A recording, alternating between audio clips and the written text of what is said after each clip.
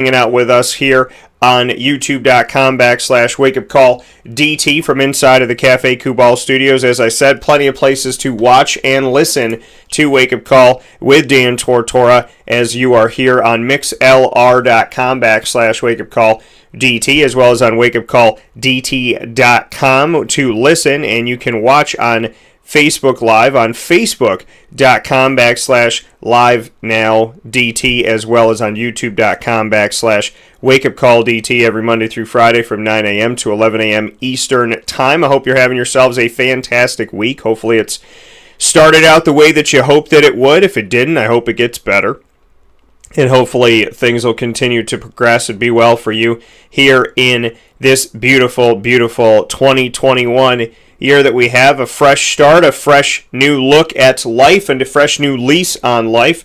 So hopefully you are spending it well and spending it with your loved ones and with one another, at work and in the neighborhood and whatever. Just being nice to people that you don't even know as well as people that you do as well. So, spreading love is not going to cause any hurt, I'll tell you that much. So keep going out there and doing positives, even if it doesn't feel like it's coming through. I'm telling you, it eventually will. So, welcome to the show. Welcome to Wake Up Call inside of the Cafe Kubal studios. A fantastic broadcast we have coming up for you here this morning. We will be featuring two Syracuse basketball alumni, and very happy to have these gentlemen on the broadcast. We will be joined first and foremost in just a few minutes by Otis Hill inside of MonPazPopcorn.com's What's Poppin'. Otis Hill will be joining the show with us from that championship run back in 1995-96, ending in 96 when Syracuse made it all the way to the championship game against Kentucky. That was the Cuses in the house, oh my God. So very excited to have Otis Hill back on the show. Somebody who not only I appreciated watching as a kid, but also someone who I now consider a friend, which to me is greater than any game I could have watched him play, and anything I thought about him as a player. To call him a friend really does mean the world to me. So Otis Hill will be joining us in just a little bit. Otis playing with Syracuse from 1992 to 97, stayed for all 4 seasons here with Syracuse, and he'll be joining us in just a couple minutes to speak on the current Syracuse basketball season, the climate of sports and coronavirus, his journey and what he's up to, and undoubtedly, as we always do, I'm sure we'll have plenty of laughs here on Wake Up Call with Dan Tortora. Then coming up at 10:15 a.m. Eastern Time, we will be joined by Trevor Cooney. Trevor Cooney, who is on a run for Syracuse to the Final Four as well.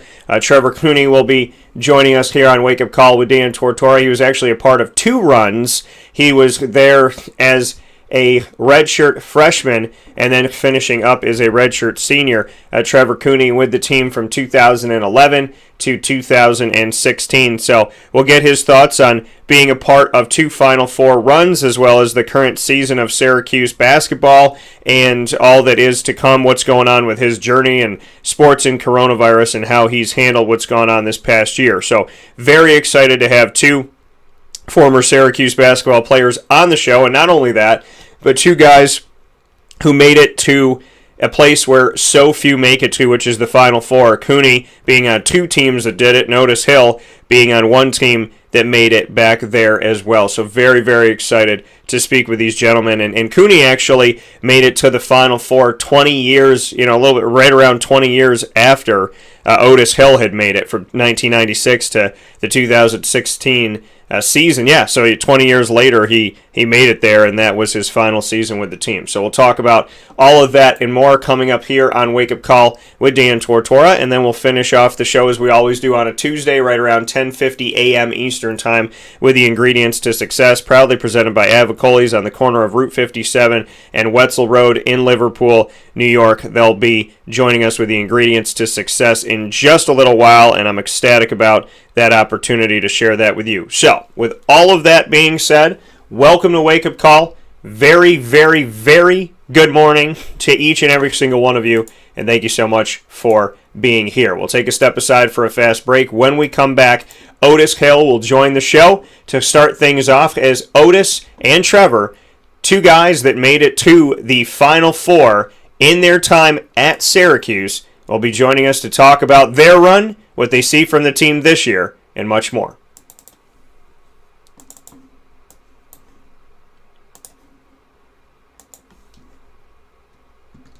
Carvel DeWitt, it's what happy tastes like. Do you know why? Because we make ice cream. Creamy, rich, flavorful ice cream. Not yogurt or iced milk like some of our competitors. Ice cream. Fresh, by hand, daily. For the calorie conscious, we have something new for you. Our new Carvelite. Same great flavor, creaminess, and texture of our regular ice cream with only 35 calories an ounce. So whether you want an ice cream cake, flying saucer, dasher, carvalanche, hard or soft ice cream, we will satisfy your craving with our fresh, handmade regular or new Carvelite ice cream. Carvel DeWitt. It's what happy tastes like.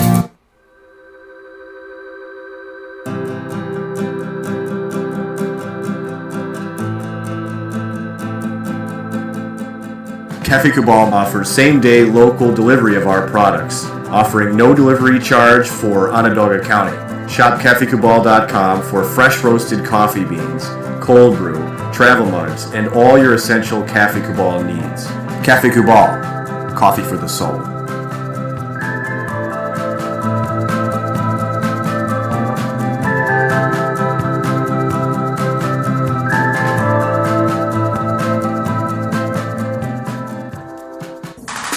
The Wildcat Sports Pub in Camillus, New York is located on 3680 Milton Avenue in the Home Depot Plaza. It is your family-friendly sports bar and restaurant. Folks, some sports bars aren't family-friendly. Some family-friendly restaurants are not sports bars. The Wildcat Sports Pub in Camillus, New York is proud to be both. It is that marriage that you've been looking for years. The Wildcat Sports Pub is your home base for your sports bar and restaurant needs, games for the kids, indoor and outdoor activities, and enough things on the menu to come back every single week and get to try something new.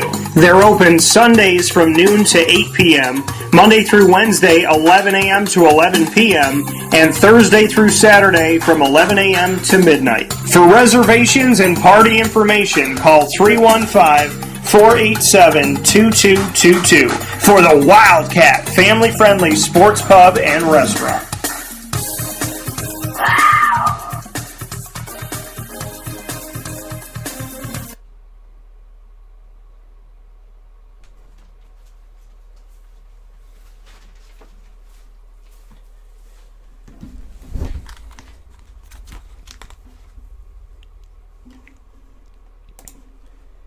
Welcome back here to Wake Up Call with Dan Tortora on wakeupcalldt.com, your one-stop sports shop, and on mixlr.com/wakeupcalldt, hanging out with you inside of the Cafe Kubal studios. Just told you where you're listening. You're watching on Facebook Live, on facebook.com/live-now-DT, as well as on youtube.com/wakeupcalldt. So as we await the opportunity to have Otis Hill on the show this morning, want to go into some of the other stuff that's going on.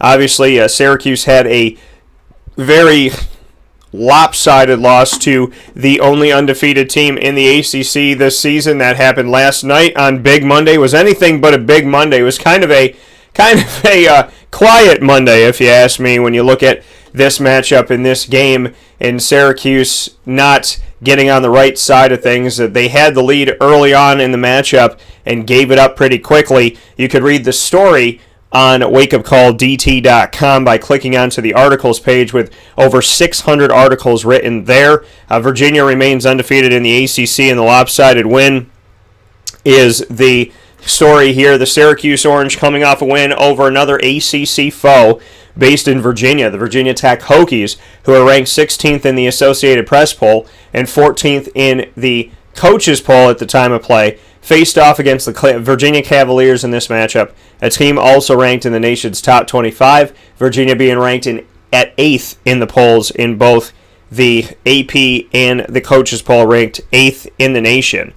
So, looking at that, Syracuse began the game on a 6-2 run, but that was really it. Virginia would respond with a run of their own, 12-0, getting out to a 14-6 advantage at the 12:43 mark of the first half. The Cavaliers would get out to their largest lead of the first half, which was 12, when redshirt senior forward Sam Hauser connected from long range to bring the score to 30-18 with 5:34 remaining in the opening period. Virginia never gave the advantage back after taking it at the 15:40 mark of the first half off of an offensive rebound by Hauser that led to a second attempt by junior guard Trey Murphy III that made it 8-6 Cavaliers, their first lead of the contest. They would hold on to that lead for the rest of the game. So for the final 35 minutes and 40 seconds, Virginia had the lead of 40 minutes. They had it for 35 minutes and 40 seconds of the 40 allotted minutes. At the half, Virginia was up 35-26 on a Syracuse team that came in on a 2-game winning streak where they defeated the Miami Hurricanes by 26 and the Virginia Tech Hokies by 18. The second half was not much prettier for the Orange as they got within 11 on 4 separate occasions but never reclaimed the lead nor even got their deficit down to single digits. Syracuse would fall 81-58, a 23-point loss coming just a couple games after their last road contest, which was a 20-point loss to the Pittsburgh Panthers. With the win, the Cavaliers remain the only undefeated team in the ACC of the 15-member schools at 7-0, while the Orange moved back under the equator line at 3-4 in the ACC.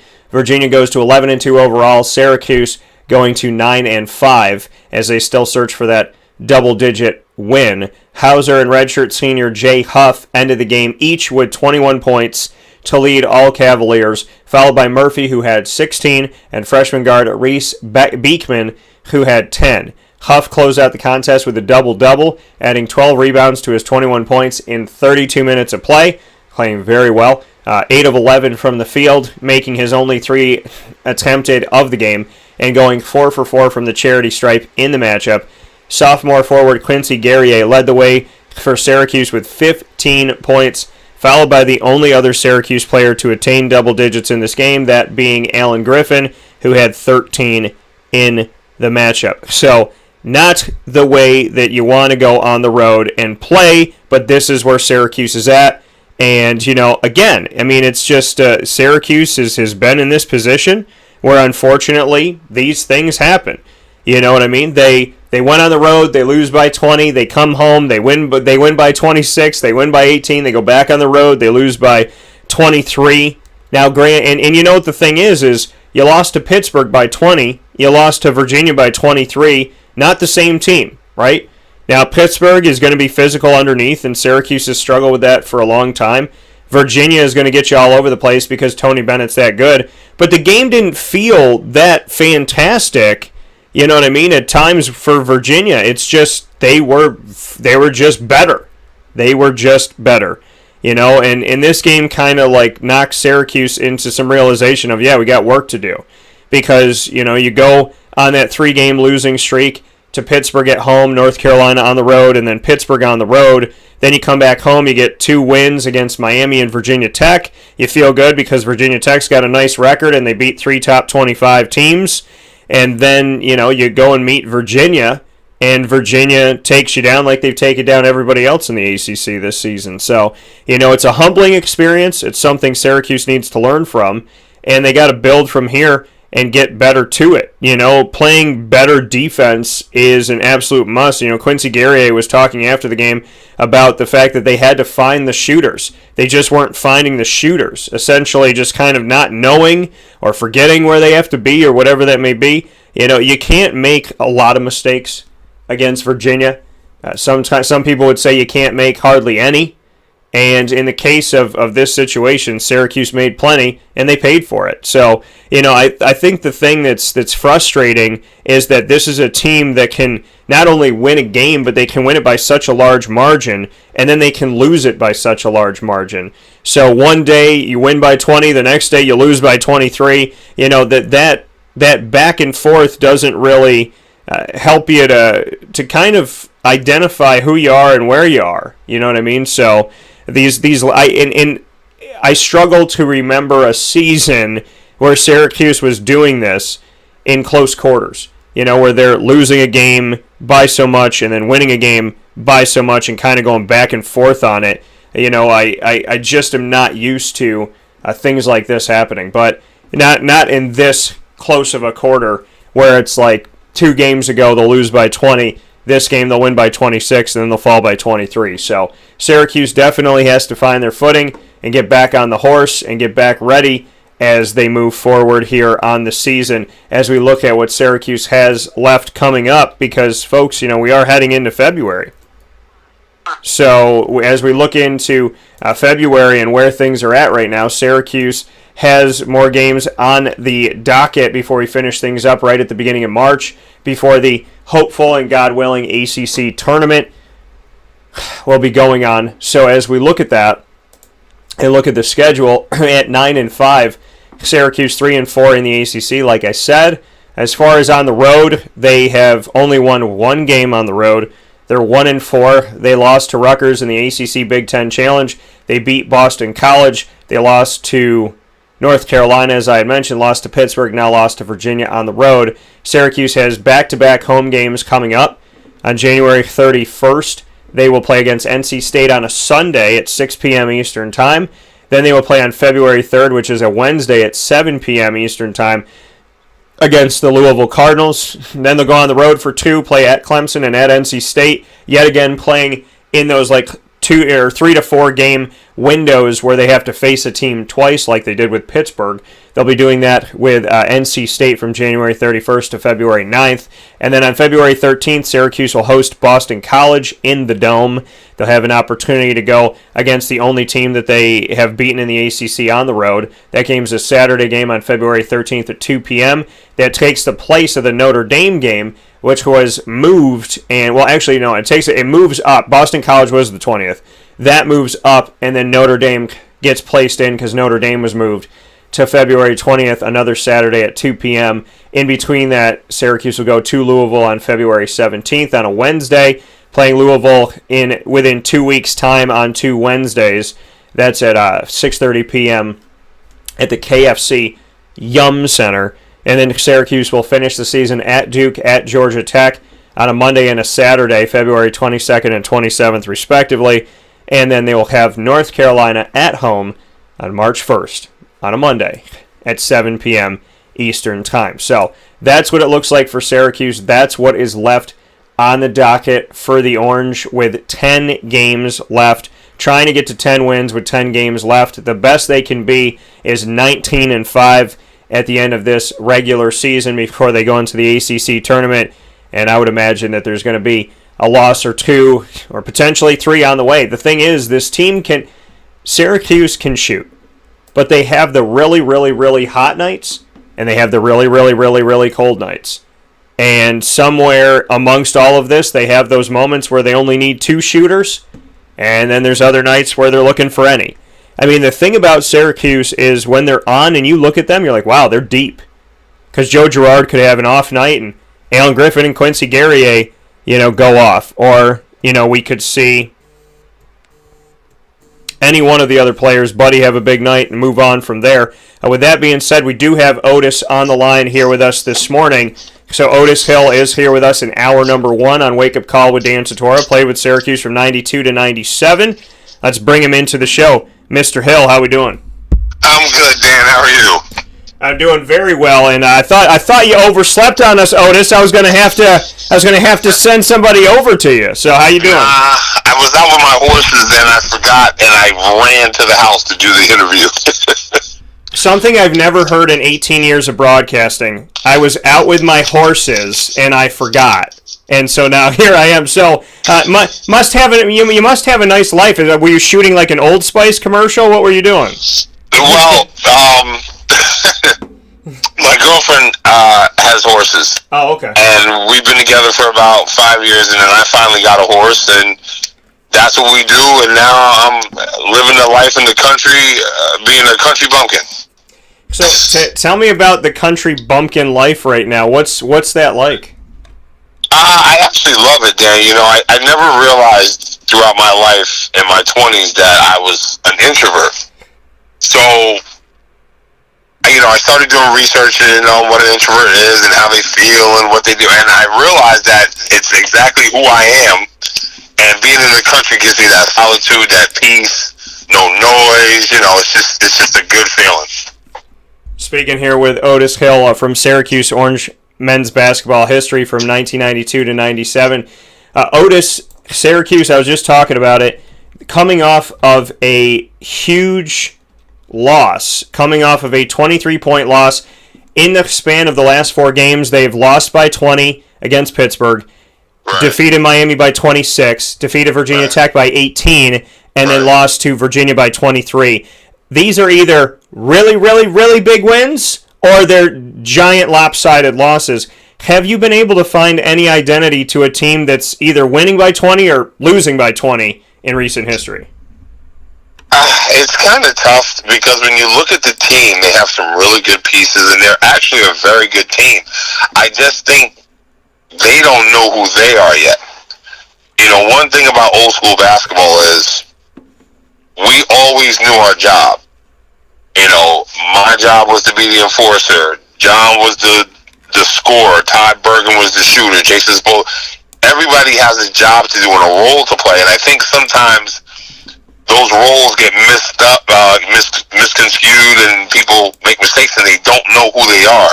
So I really believe one of the biggest problems with our Orangemen is they don't know who they are as a team yet, but they keep showing signs that they can be a force to be reckoned with. You know, and I definitely agree with you that Syracuse can be a force to be reckoned with here with Otis Hill this morning on Wake Up Call with Dan Tortora inside of the Cafe Kubal studios.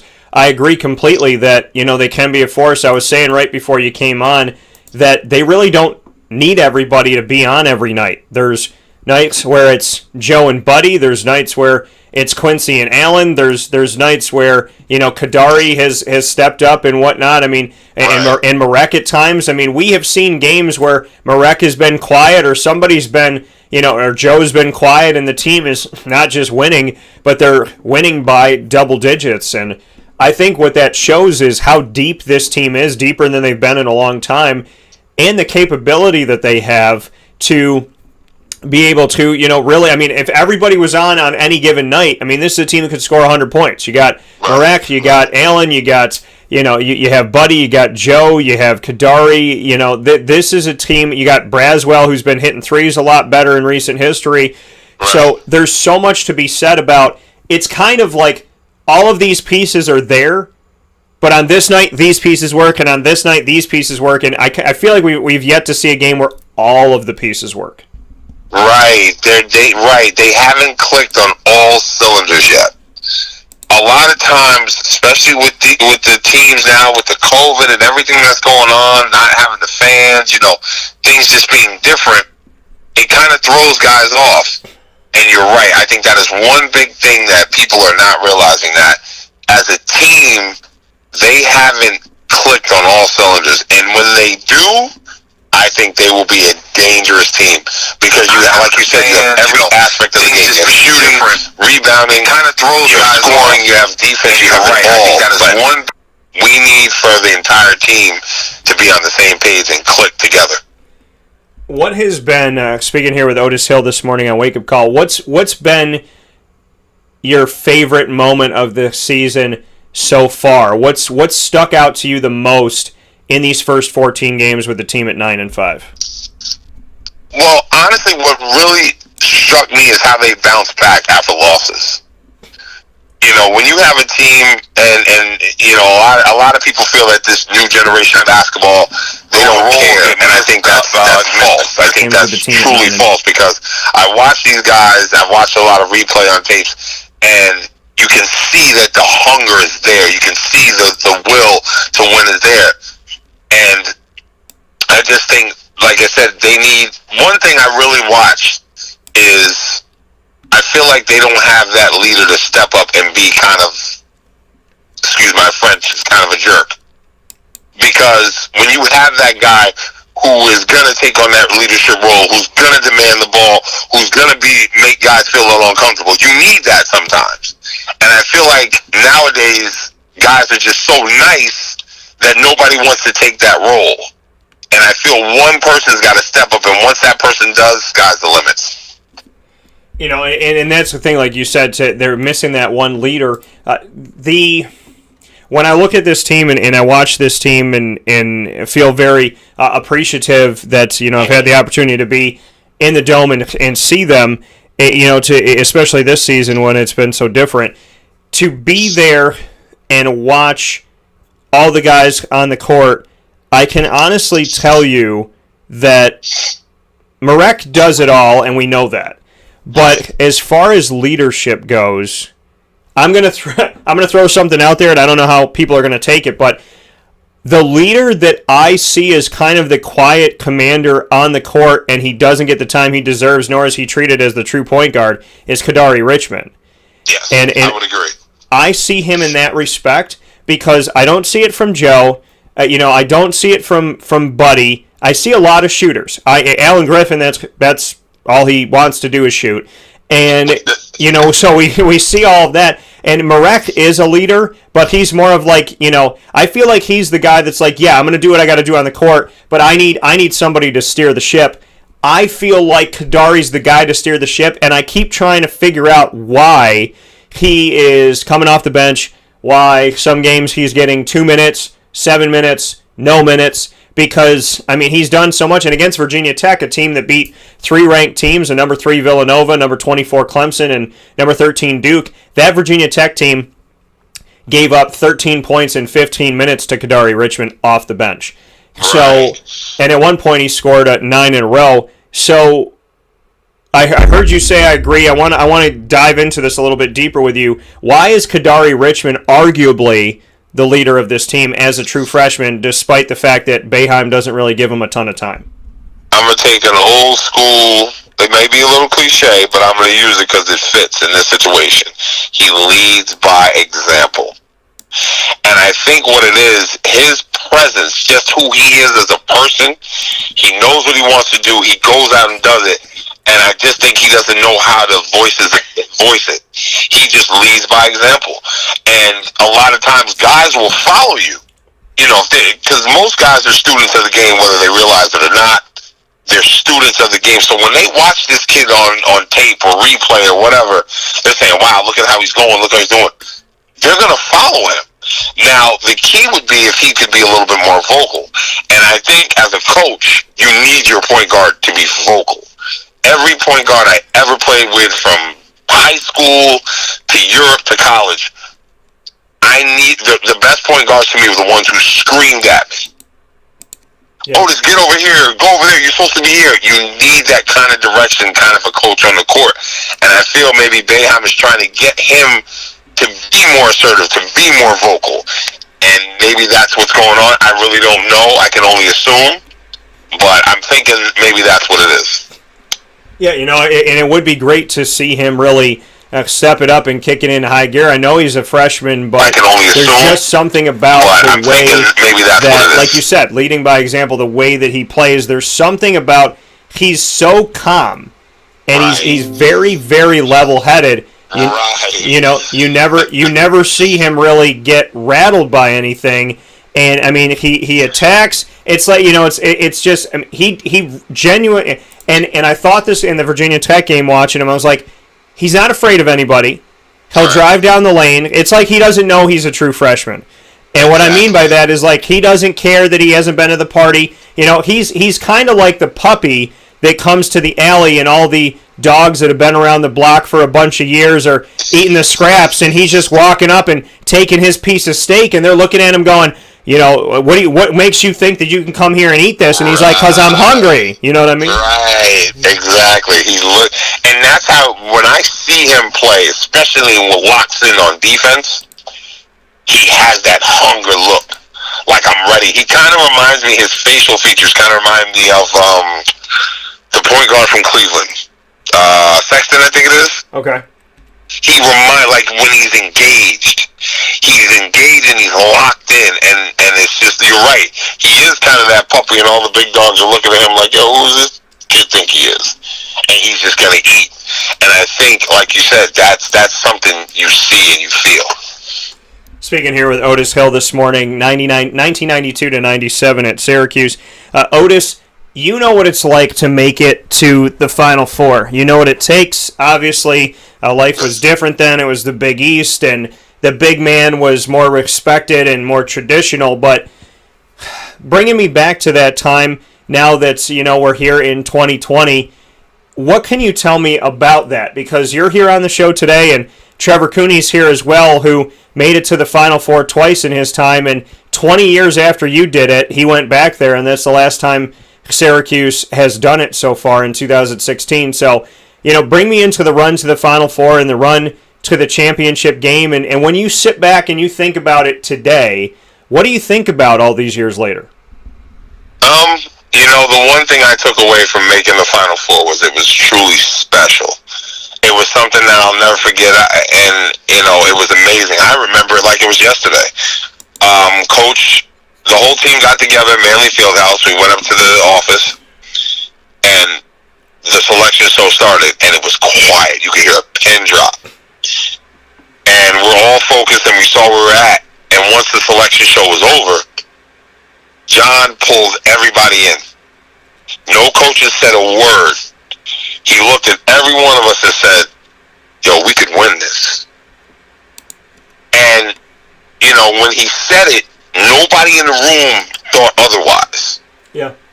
We all thought, that's our mission. We looked at the brackets. We saw who we could beat. We were like, if we all go to the grindstone and click at the same time, we can go far. We ended up going to the championship, and it's hard.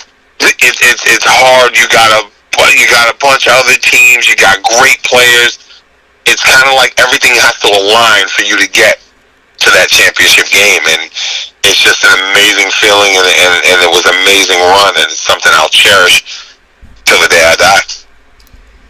Speaking here with Otis Hill on Wake Up Call with Dan Tortora inside of the Cafe Kubal Studios. Otis, what is or are the secret ingredients to get all the way to the Final Four, to get to the championship game? There's over 300 schools in America playing Division I men's basketball. What is the secret ingredient, or what are the secret ingredients, in your opinion, to get to a stage that is so very small and so very difficult to get to? Man, the first thing is, everybody has to be on the same page. You got to know your role, and you got to play your role to the best of your ability. The second thing is, strategy-wise, turnovers and being overexcited because you are in the tournament. It's an exciting thing, and some guys get a little bit too excited and they make mistakes. I really feel like the least today, and mistakes Trevor you make Cooney's here as well, who strategy-wise, and you have to have guys step up. Turnovers and being, John looked at me and said, "I need you big fella." He's like, I need at least 15 and 10 out of you. And some guys, and I ended up being one of the regional MVP players. I really feel like the league against Kansas. Mistakes you make, when you have that leader, and you have to have guys, someone steps up and tells you, "Hey, look, this is what you have to do. We have to do it." It's on you as a player, at least 15 and 10. Make it happen, and I think if you take those things regional and you play your game, you have a very good chance of getting there. But you need a little luck. When you have that leader, you need a little luck. Someone steps up and tells you, "Hey, look." You talk about leadership, and obviously of John Wallace being that leader to the team back in that run in 1996, and the importance of leadership.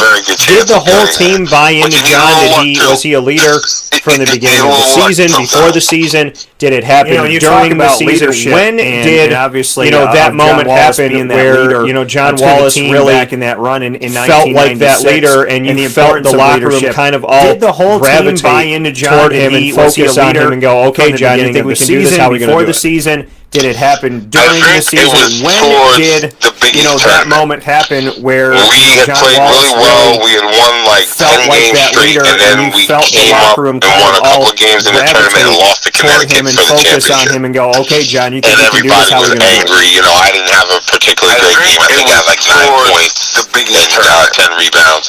We had played really well. We realized that we couldn't beat Connecticut, and then we came up. John kind of, in the locker room, he was kind of talking to people, and it just became he had been our leader from the beginning. I didn't have, but it became more apparent towards the end, like 9 points. So once we got into the tournament rebounds, John and really realized that we were our two big leaders. So John during that whole run, in the locker room, he was kind of talking to people. Looking at Lazarus and John as leaders, how did they lead differently? How did they lead effectively together? So once we got into the Lazarus was very vocal.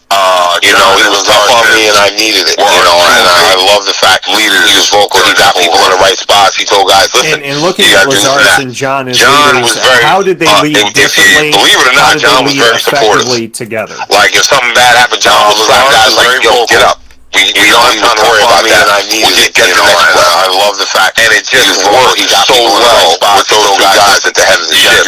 And, you know, I've always told people, I'm a soldier. I don't like giving orders, I'd rather take orders. And like with those two guys, the way that they work, it just, the pieces just fit, and it's just a great, we'll get the next situation.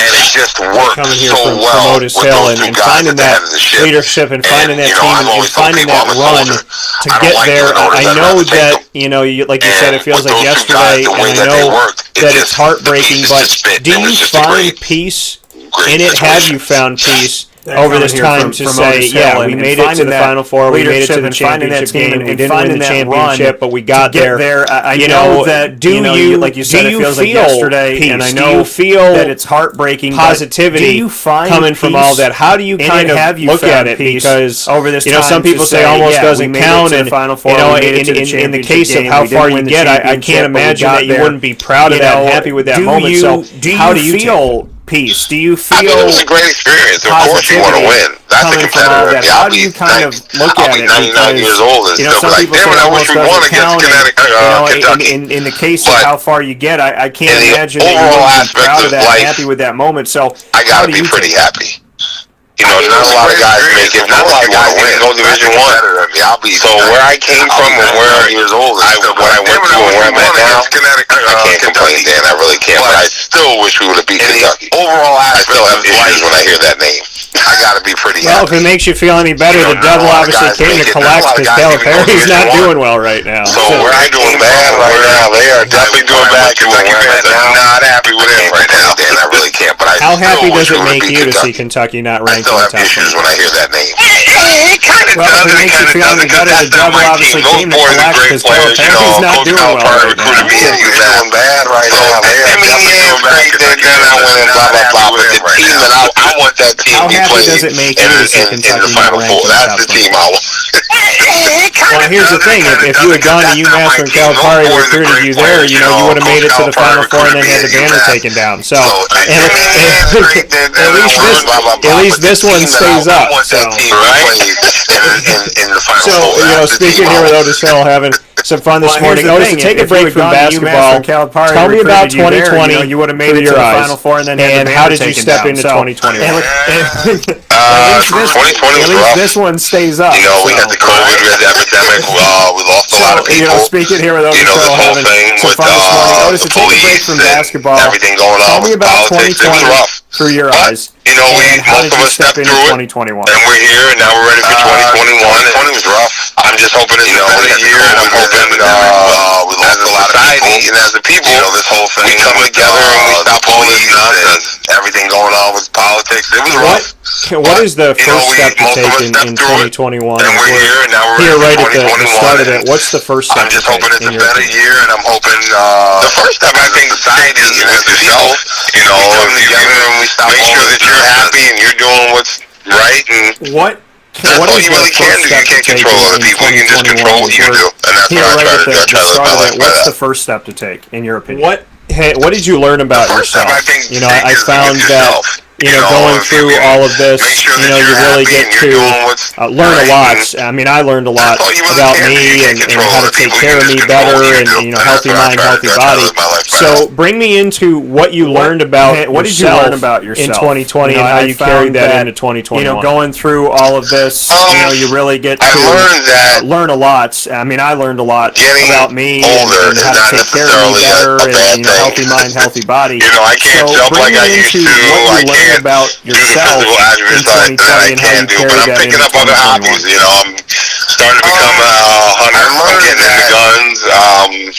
Shooting competitively, I want to start, and just being more of an outdoorsman. You know, like I told you before, I live in the country now, and I love it, and that I can do. Being this way is truly what I love to do, is being outdoors. I'm getting into guns. So we got big man center playing football games against Georgetown, Otis Hill, now out there riding horses and shooting guns. I mean, did you ever think that this was going to happen? And, you know, I was gonna pull up to Otis Hill's house in the country, and you're gonna have a cowboy hat on with a gun at your side, riding on a horse against Georgetown. Otis Hill. I got a black cowboy hat and I got a shotgun holder for my horse.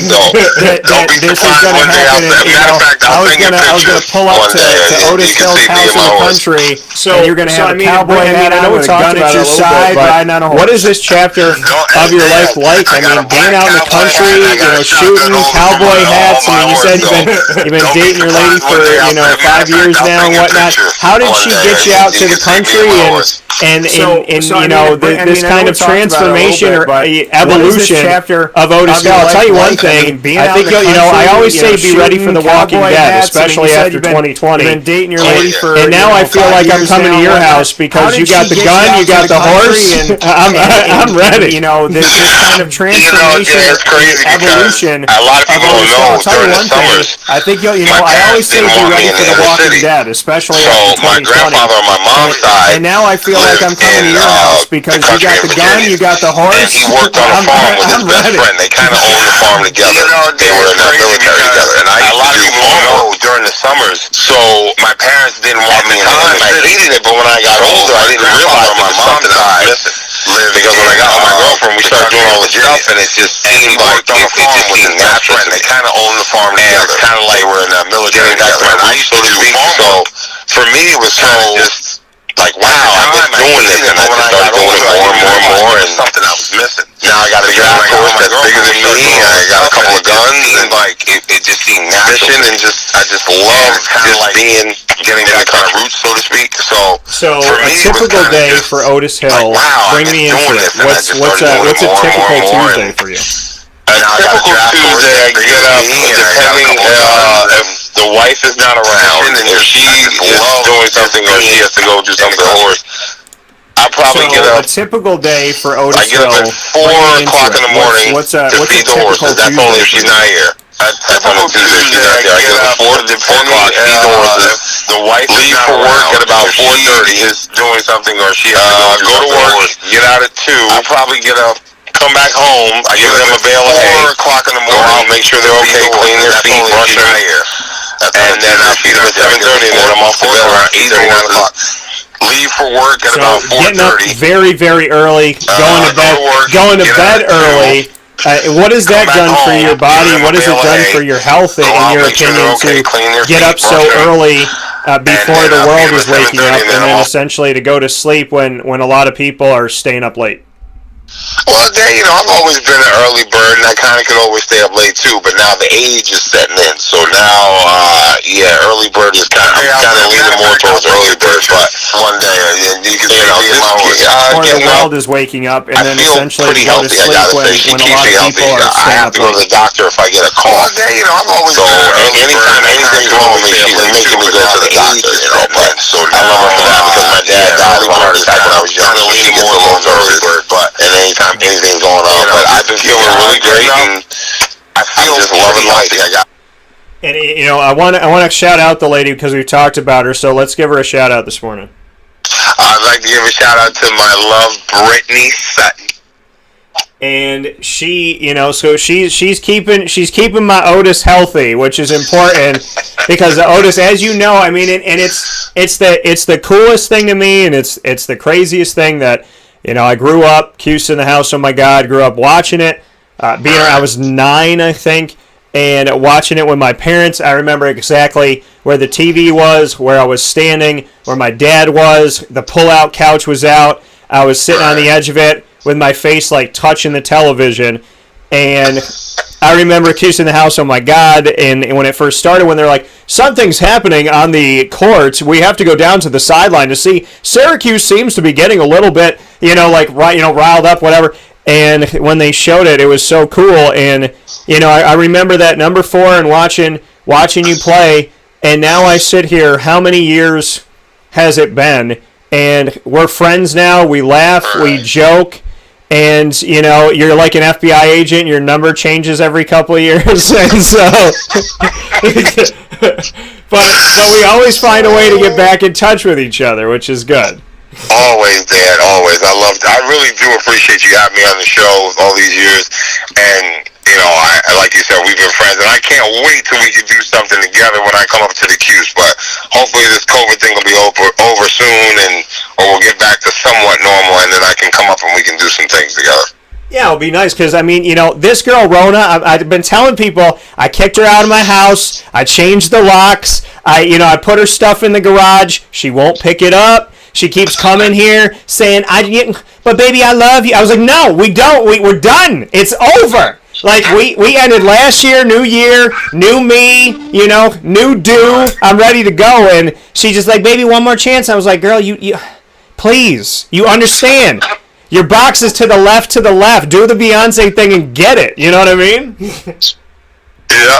I'm so, and I'm gonna ask you this, Otis, because you know that we like to laugh and joke here, and you know how much I don't care. I tell people all the time, well, listen, if you're gonna date me and you're gonna dog me, you know what I do for a living. So, like, I speak for a living. So I'm gonna ask you this, Otis, from the bottom of my heart. Give me some relationship advice for being a single man in the 21st century in this crazy blanking world. Oh man, it's rough. I don't even know what to even tell you because it's with the pandemic and with people are crazy. Like, you never know. Just be aware and just pay attention. That's all I can really tell you. Pay attention, because she might have that little nervous tick, or she might have the different personalities. So you just gotta really pay attention. That's the best advice I can give you. Because if I give you anything else, you're gonna pick a chick and say, "Otis told me to do that." Otis, I'm gonna tell you, I saw some ticks and I saw some personalities recently. So. I was like, man, I guess I'm dating 3 girls. I must have gone Mormon. I don't know, but yeah, hey, you gotta do what you gotta do sometimes. Listen, I'll tell you one thing. There is nothing that is worth more than your peace. And 100%. And I appreciate my peace. And I'll tell you right now, I needed a horse and a gun these last couple months. So. So you can come on up and hang out. Yeah, I need a little retreat. So, but here with Otis Hill, before I let you go, Otis, to take a look at kind of just this year of 2021 and sports and coronavirus and kids trying to get back to play and this, that, whatever. What can you say? I mean, you and I are both in New York State, and we've seen different things kind of go on. Just how you feel for the kids and what your thoughts have been when some states are playing, some states aren't, some counties are doing things that other counties aren't. You go 3 minutes down the road, they're open. You go an hour this way, they're closed. How have you handled that all? And as a second layer to it, how do you feel about the student athletes that have been like, well, I'm in New York, I can't play, so I'm going to go off to Arizona, I'm going to go off to Florida, I'm going to go off to wherever, so that they could get some games in. Just how you've seen all that. It's really awful because, I think back to when I was playing, and I don't know how I would have been without fans, with all these restrictions. It's terrible. Why should a kid from New York have to go thousands of miles or hundreds of miles to play? It's terrible. I just wish it was normal all across the board, or at least even across the board. Because to take away the fans, that's one aspect of the game that I think really makes it so much better. And now these kids don't have it. Some kids can't play. For some of these kids, it's their only shot to get to college. So now if they can't play, they're hurt or whatever. It's just a mess, and I just can't wait for everything to get back to normal. What do you miss the most as we've gone through all of this with the pandemic? What have you missed the most? Just being able to go out and do things. This pandemic had people in the house. We had, my girlfriend and I worked together, and we had a pandemic.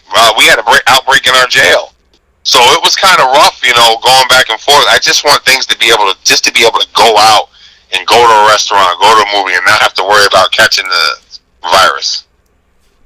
And that's the thing. I mean, and I don't know what it was about the state of New York, but they wouldn't open movie theaters, like, forever. and then they open them, and Black Widow has been pushed like 19 years later. I mean, I'm a Marvel fan, and I'm kind of losing it up here a little bit. Like, WandaVision's been going on, and and shockingly, have you watched WandaVision? Or no? No, my stepson told me I need to watch it. I'm gonna watch it probably tonight. Okay, well, WandaVision is really good, and it's confusing, but it's like the first Marvel thing we've gotten in over a year. And I'm just, I find myself, I'm going back and I'm watching like shows that I never saw and different things like that. But I mean, I want the theaters to be open. I know that they are now. And it's just like, give me something like some sensory. I'm going down to Disney this year because I go every year by the grace of God, and I didn't go last year, so I'll be down in Florida doing my thing, masked up, having a good time, chilling with Mickey, socially distanced. But like I'm ready to just move forward, and I feel like if you didn't realize the importance of community, the importance of calling somebody, of saying hello, of not waiting to do something you want to do or say something you want to say, chasing your dreams. If you didn't learn any of that in the last year, then I feel like you need to go back in time, jump in the DeLorean, and unfortunately relive it again, because this, to me, I think was supposed to be a massive wake-up call. I think God kind of hit the reset button, and if you didn't learn from this, I don't know if those people are ever going to learn. Totally agree. So, I mean, as we look, before I let you go, Otis, as we look at social justice, as we look at the pandemic, as we look at polarizing situations here in our country, how do we move forward together? What do we do to not make this a party issue, a color issue, a status issue? How do we just move forward together instead of being such a cafeteria of cliques in America? I think the biggest thing is the conversation part. People are uncomfortable with having a real conversation. And I think once we get down to the bare necessities of what's going on and how people feel, I think it'll be better. But the one thing we have to do is not argue. We have to talk. We have to discuss. And I think once we all get into that mindset of, okay, let's figure this out, how we can do it the best way without hurting anyone or anything negative happen, then I think we'll be much better as a society. Can we, when you look, I mean, I guess to me, I just don't understand how far, like why it's gone so far. And I really genuinely, I don't think either party, I mean, I've thought this for a while, but I don't think either party's right. I don't think either party is kind. I don't think either party is sensible. I don't think either party is rational. I don't think either party is logical. I mean, I really genuinely don't choose a side. I choose humanity. And what I don't understand is when you're sitting on two sides of the aisle, you're on this side or that side. Like, Otis, I mean, at the end of the day, and correct me if I'm wrong, and I know I've said it on the show before, but I'm going to say a bunch of things that I think people want, and you either agree or disagree, okay? So, healthcare. So stop me at any point if I'm wrong. We all want good healthcare. We all want a life for our kids that's better than ours. Correct. We want to live our dreams. Correct. We want to make enough money living our dreams to take care of what we need to take care of. Correct. We want to live in a safe neighborhood. Correct. We want our schools to teach our kids, to be inclusive of everybody, be open to everybody, and we want them to actually get a good education across the board that is equal.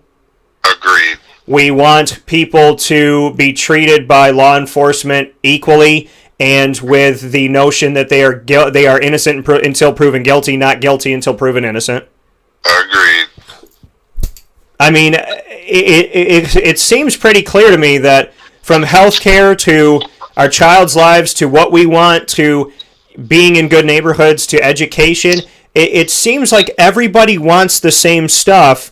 So why is this a difficult conversation to have when we all just want to have the best, when we want, while we're on this ride, we want it to be the best ride it can be. So why are some people allowed on the ride? Some people aren't. Some people's ride's broken. Some people, are not buckled in. Some people are. Why does this ride have to be so different when we're all just trying to go to the amusement park and get on this thing together? I think we focus too much on our differences. And you just listed a whole bunch of things that everyone across the board wants. But I think what happens is we get too caught up in the differences of who we are and color and religion, and the negative tends to weigh down, and we forget about the obvious positives. I think we have to go back to focusing on positives and coming together as a community and speaking with each other and having a little tolerance for each other. And I think if we do that as a society, I think we'll all be better for it. But until we can do that, things are going to stay the same, in my opinion. Yeah, and I think it's about time to be about time at this point. And it doesn't make any sense. And as we go here and we move forward and we look at life from here, as you are in this new chapter, in this new year, Otis, what are you most looking forward to? What are you most excited about? I think it's important for student athletes and athletes, professional athletes, to hear that there is life after you play. So what are you most looking forward to in your life now? And I know you said some things you're doing now, but what does it look like for Otis Hill moving forward? Well, for me, Dan, it's going to look a lot like traveling a little bit with my horses, doing horse trails around New York State, some places out of state. Hopefully I'll be able to get into some gun competitions, some rifle competitions, long range shot, and just really spending time with my family, being with my girlfriend and our kids and, my mom, and just really connecting with family again, because during the pandemic it was kind of hard to see family. So now I think everybody wants to come and get together and just have a good time. So for me, it's just going to look a lot like living my life, traveling with my horses, and being with my family. Not too much craziness. Yeah, coming from Otis Hill, a member of the championship run in 1996 for Syracuse, and with the team from 92 to 97. Otis, as we've done before, in all fairness, and it's been a little while since we talked, I am going to firmly put myself on the hot seat. I'm wearing my new logo apparel, though, so I got dressed up for the occasion and I'm wearing I have the sun coming out of the coffee cup, so I am more than ready for the hot seat that you will put me on. You got a trio of questions. You can ask me anything in the world. Remember that we're friends, and remember I have love for you before I let you do this. So I will now hand it off to you. Be gentle. What do you got? Who's your favorite college basketball player? Right now. So I would say right now my favorite college basketball player is Marek Dolezaj. I got to keep it home. I was a fan of his in the beginning. I was a fan of his when people didn't talk about him. I saw that he did everything. I saw that he had great vision, that he had, good timing, good vision, that he was willing to put his body on the line. He would do everything and anything, whether it showed up in the stat sheet or not. And then he started scoring, and he doesn't shy away from contact. Even though he's not a center, he gets physical like we used to see in the old Big East. So honestly, he loves it. He'll go up to you with all 97 pounds that he has and go up against your 320 pounds, and he will hit you. He's not looking for the foul. He's looking for the shot. And, I am proud to say that I was a fan of Marek Dolezaj when people didn't pay attention. And now that they're paying attention, going, wow, that guy's pretty good. I'm like, yeah, I know. So Marek's got to be my favorite. He wears my favorite number 21, and I have the utmost respect for somebody who is not asking for anybody to hand him anything. He's just going and taking it to the best of his ability. That's okay. My second question: if you were the head coach of Syracuse basketball, who would be your starting five? Ooh. Right now? Or are you saying all time? Ooh. Right now. We'll go right now. Okay. So if I was at Syracuse right now, who would be my starting five? So I'm Jim Boeheim, and it's season 45.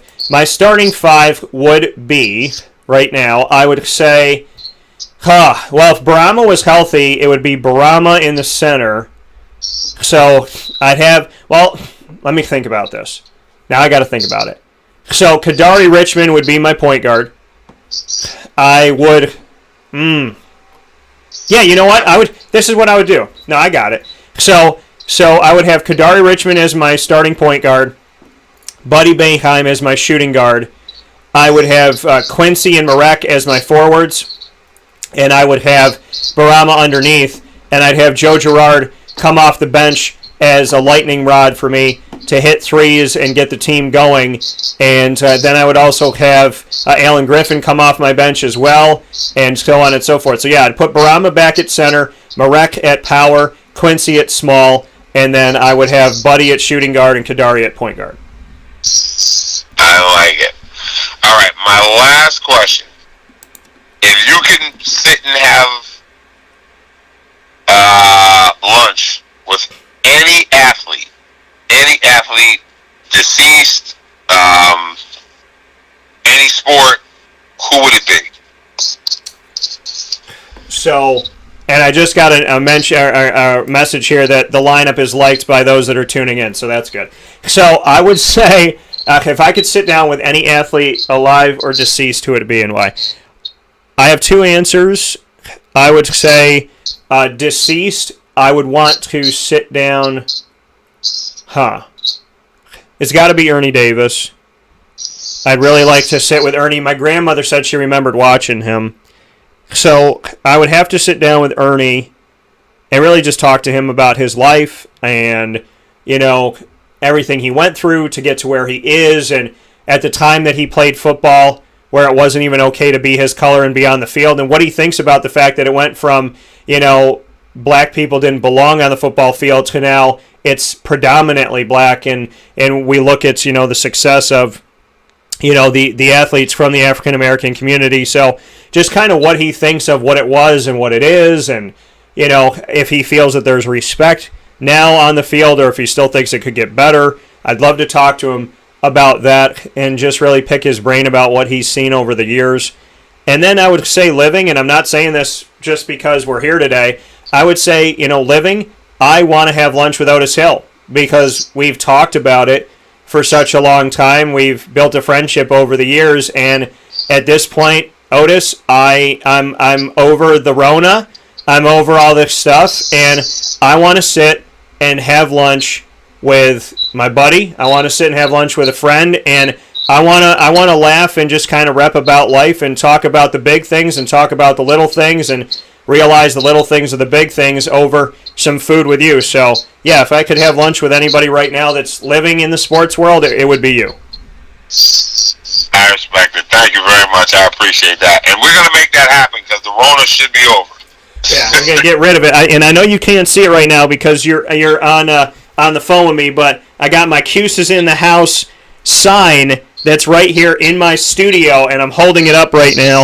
It followed me to college, and it will follow me everywhere I go. So, with that being stated, Otis, I more than appreciate you and respect the heck out of you, and it's always my honor and my privilege to have you on. So, thank you for remembering me as you were sitting atop a horse today and going about your life.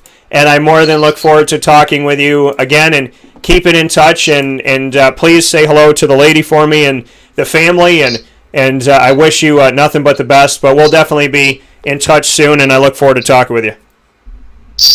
Appreciate it. I hope all your family as well. Much love to you, much respect, and once again, thank you for having me on the show. All right, brother, be good. I'll talk to you soon. All right, Dan, take care. Take care.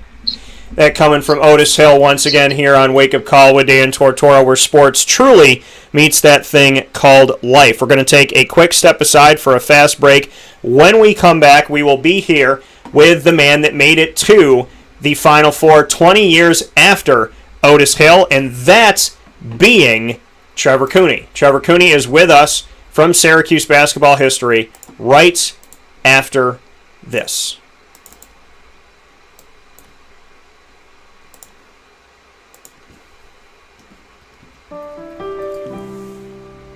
Avicolli's restaurant, located right at the corner of Route 57 and Wetzel Road, is proud to be your local neighbor, growing with you for over 20 years. We're open 7 days a week for lunch, dinner, and drinks. For takeout, delivery, or catering, call us at 315-622-5100. When you order online and use our promo code AVS10, you will save 10% on your online purchase at myavicollis.com. And make sure to join us monthly for our live on-site broadcasts centered around Liverpool athletics. Avicolli's, your local, trusted neighbor right at the corner of Route 57 and Wetzel Road.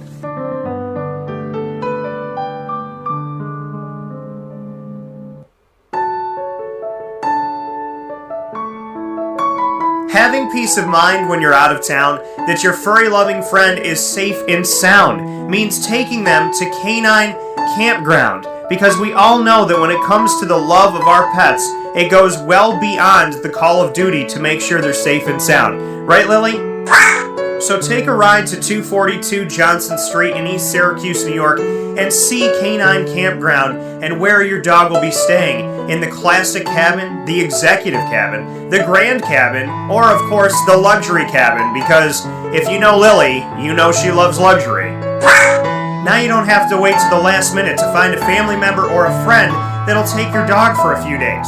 Call Canine Campground at 315-299-4013. That's 315-299-4013. Their drop-off and pickup times are Monday through Sunday. Check K9campground.com for more information. That's the letter K, the number 9, and campground spelled with a K.com. K9campground.com. When you're going out of town, bring your dog to Canine Campground.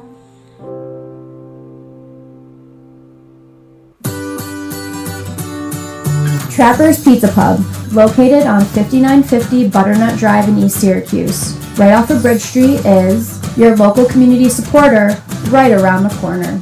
Join us on site at Trapper's Pizza Pub for our live monthly broadcast supporting Central New York student athletes and their sports programs.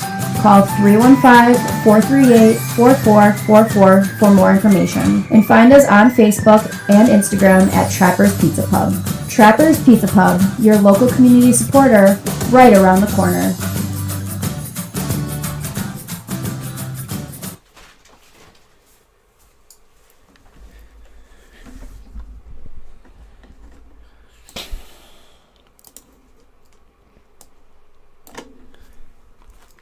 Welcome back here to Wake Up Call with Dan Tortora on wakeupcalldt.com, your one-stop sports shop, and on mixlr.com/wakeupcalldt, where you're listening.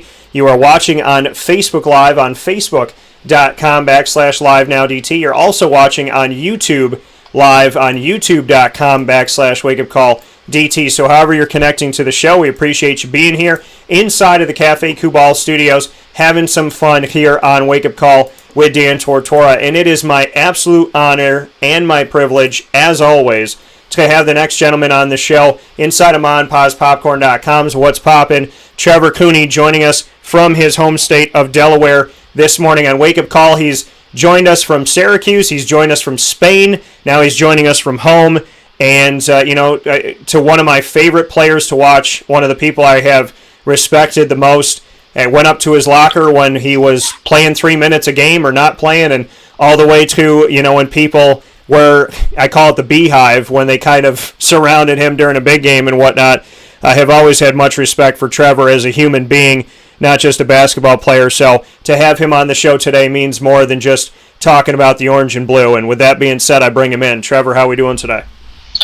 Dan, thank you very much. Always great to talk to you. Glad that you are still doing it and still surrounded by Syracuse, and you do a great job, so I appreciate it. Yeah, man, and I still remember when we were setting up the call from Spain and FaceTimed each other by accident, and I was like, well, at least I got to be in Spain somehow. Absolutely, yeah, that was fun. Bring me into your time that you had out in Spain, because I have family over there, and obviously before all this stuff happened with the pandemic, they were trying to get me out there. So what was life like in Spain, and what should I be ready for when I do get the chance to go out there? I love my time in Spain. Spain is an amazing country. The people are awesome. The food is great. And they're really, really into sports and basketball. I mean, obviously very, very different over there than it is here in the States with how they do things. But I really, really enjoyed my time over there. You can definitely expect to eat some good food. You finished up your playing days, as we were talking about off the air a couple of years ago. Bring me into those final moments of you as a player, and if you knew that was the end, or if you knew after the fact. Well, I knew once I got down at Syracuse. I had a couple of workouts with some NBA teams and tried to make a summer league team, but I knew that was kind of a stretch to make it into that world, and that I was going to head overseas and continue my career over there. So I did that for a couple years, and I really enjoyed my time over there. But it's a lot different. When you play for a program like Syracuse at that high Division I level, you are absolutely spoiled when it comes to traveling and some of the other things that are surrounded by basketball. So over there was a lot different, but I really enjoyed it. I love the game of basketball, so to continue it at a professional level was always a dream of mine. So to do it over there was awesome. But it is a grind for 9-10 months out of the year, and then you come home for a little bit, and then head right back over. My final year, I was in Coruña, in Spain, playing for a team. We made the playoffs, made a good run into it, ended up coming up a little bit short. And then I came back home, and I just wasn't sure if I wanted to head back over. I kind of wanted to see what was out there outside of playing basketball. I kind of missed being home and my family and friends, so it was a tough decision at the time, but turned out to be the right one for me. So for you, I mean, did you make peace with it, and hanging up, the sneakers in that respect for professional ball? Like, did you feel when you were missing the family, missing friends, and missing being back home, at this point, now that you look back on it, literally back on 2020, back on, hindsight 2020 and everything in these last couple of years, did you feel like it was the right decision? And now that you look back on it, do you feel that you ended that chapter of your life the right way? Yeah, I definitely thought it was the right decision. I wasn't at the highest level over there, and it is a tough ladder to climb. And sometimes you kind of just get stuck in the same leagues and the same spots, and that's kind of where I thought my next couple of years of playing was going to go. And I never went over there thinking I'm going to play basketball for the next 10 years. I just wanted to experience it, see how I liked it. But when I eventually came to the end of it, I was ready to step away from playing the game. I definitely accomplished way more than I ever thought I would with the game of basketball when I first really started to get into it as a kid. So doing all that, I was definitely okay with not playing anymore. Of course, I miss it, but I was definitely okay with stepping away. Speaking here with Trevor Cooney. Trevor, I just had on the show before you Otis Hill. They made it to the Final Four in 1996. You were on a team that, in your time at Syracuse, you were on a couple teams that made it to the Final Four in 2013 and 2016. And to look back on that and to know that, just a few minutes ago, Otis Hill was here from the 96 Final Four run, and you were in the 2016 one, the last one. What does it mean to you to be on a show this morning with a guy that did it 20 years before, and then, here you are two decades later doing that? Just, is that cool to you? I mean, what are your thoughts on the fact that, you and Otis shared the stage here this morning on Wake Up Call and both made it to the Final Four with 20 years in between? It's very cool. And then also to add that it was with the same coach as well.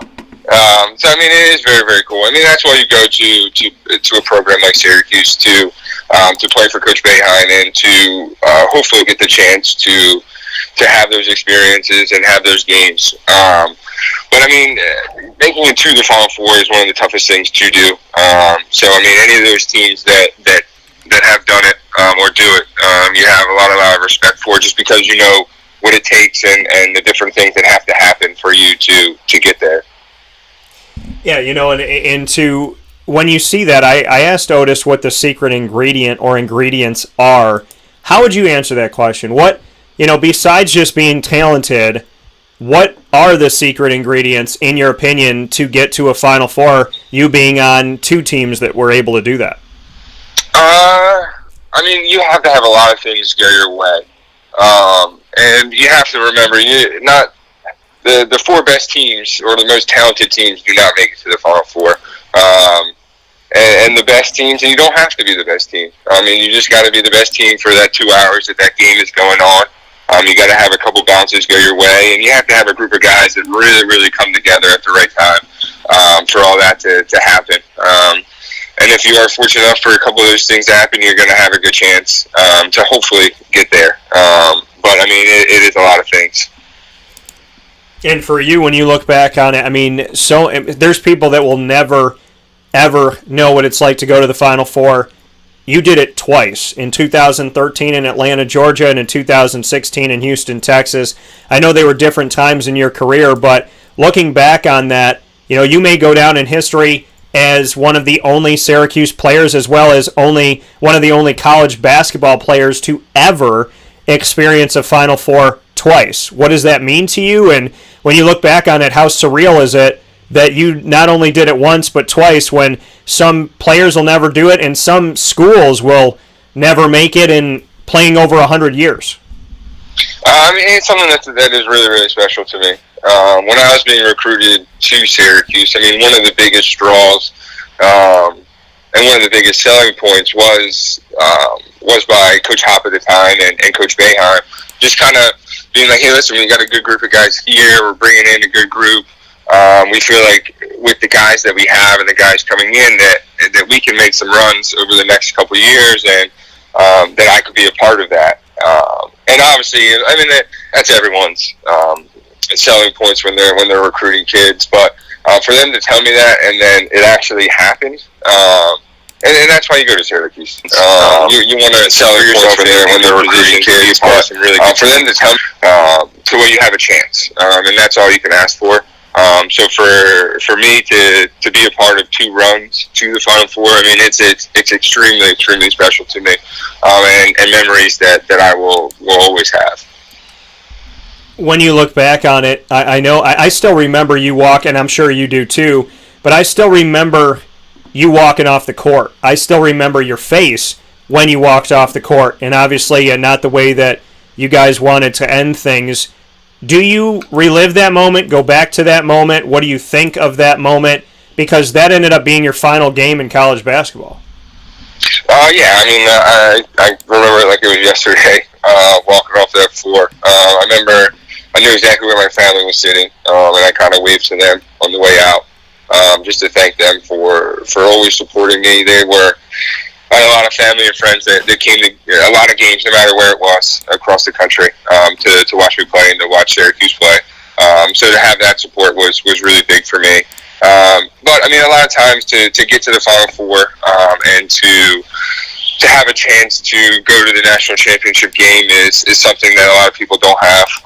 So to have two of them, and especially the last one, to have a game where you honestly feel like you left it all out there, and you went out on a high note, is something that is also tough to do, but something like I felt like I did against North Carolina.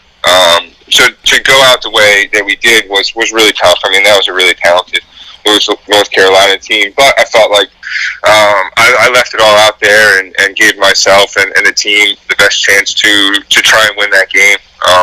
It definitely sucks to come up short, but you had our chance and go out there and you try and make the most of it. Speaking here with Trevor Cooney, played for Syracuse from 2011 to 2016. I want to go back to that 2013 Final Four team. Michael Carter-Williams, Brandon Trish, C.J. Fair, Rakeem Christmas, James Sutherland, Baimu Sakeda, Jeremy Grant. I'm saying these names, and these are household names to a lot of people. Syracuse knows it very well. Jeremy is continuing to impress in the NBA. we've seen there's so many different great things that have happened with these guys. Rakeem playing professionally, Brandon playing professionally overseas, Michael Carter in the NBA. There's been so much to come from that. When I name those players from the 2013 team where you were a redshirt freshman, what goes through your head when you hear Jeremy Grant, Baimu Sakeda, James Sutherland, Rakeem Christmas, C.J. Fair, Brandon Trish, Michael Carter Williams? That was a very talented group, and there's no surprise looking back that was a team that made the Final Four, just because of the amount of talent that was on there. We were able to have some really good wins that year. Made it to the Big East Finals, lost to Louisville. That was a really, really talented team. We had some guys that could really light it up. We were good defensively. Looking back now, I'm not surprised to see a lot of those names still playing and still playing at a very, very high level.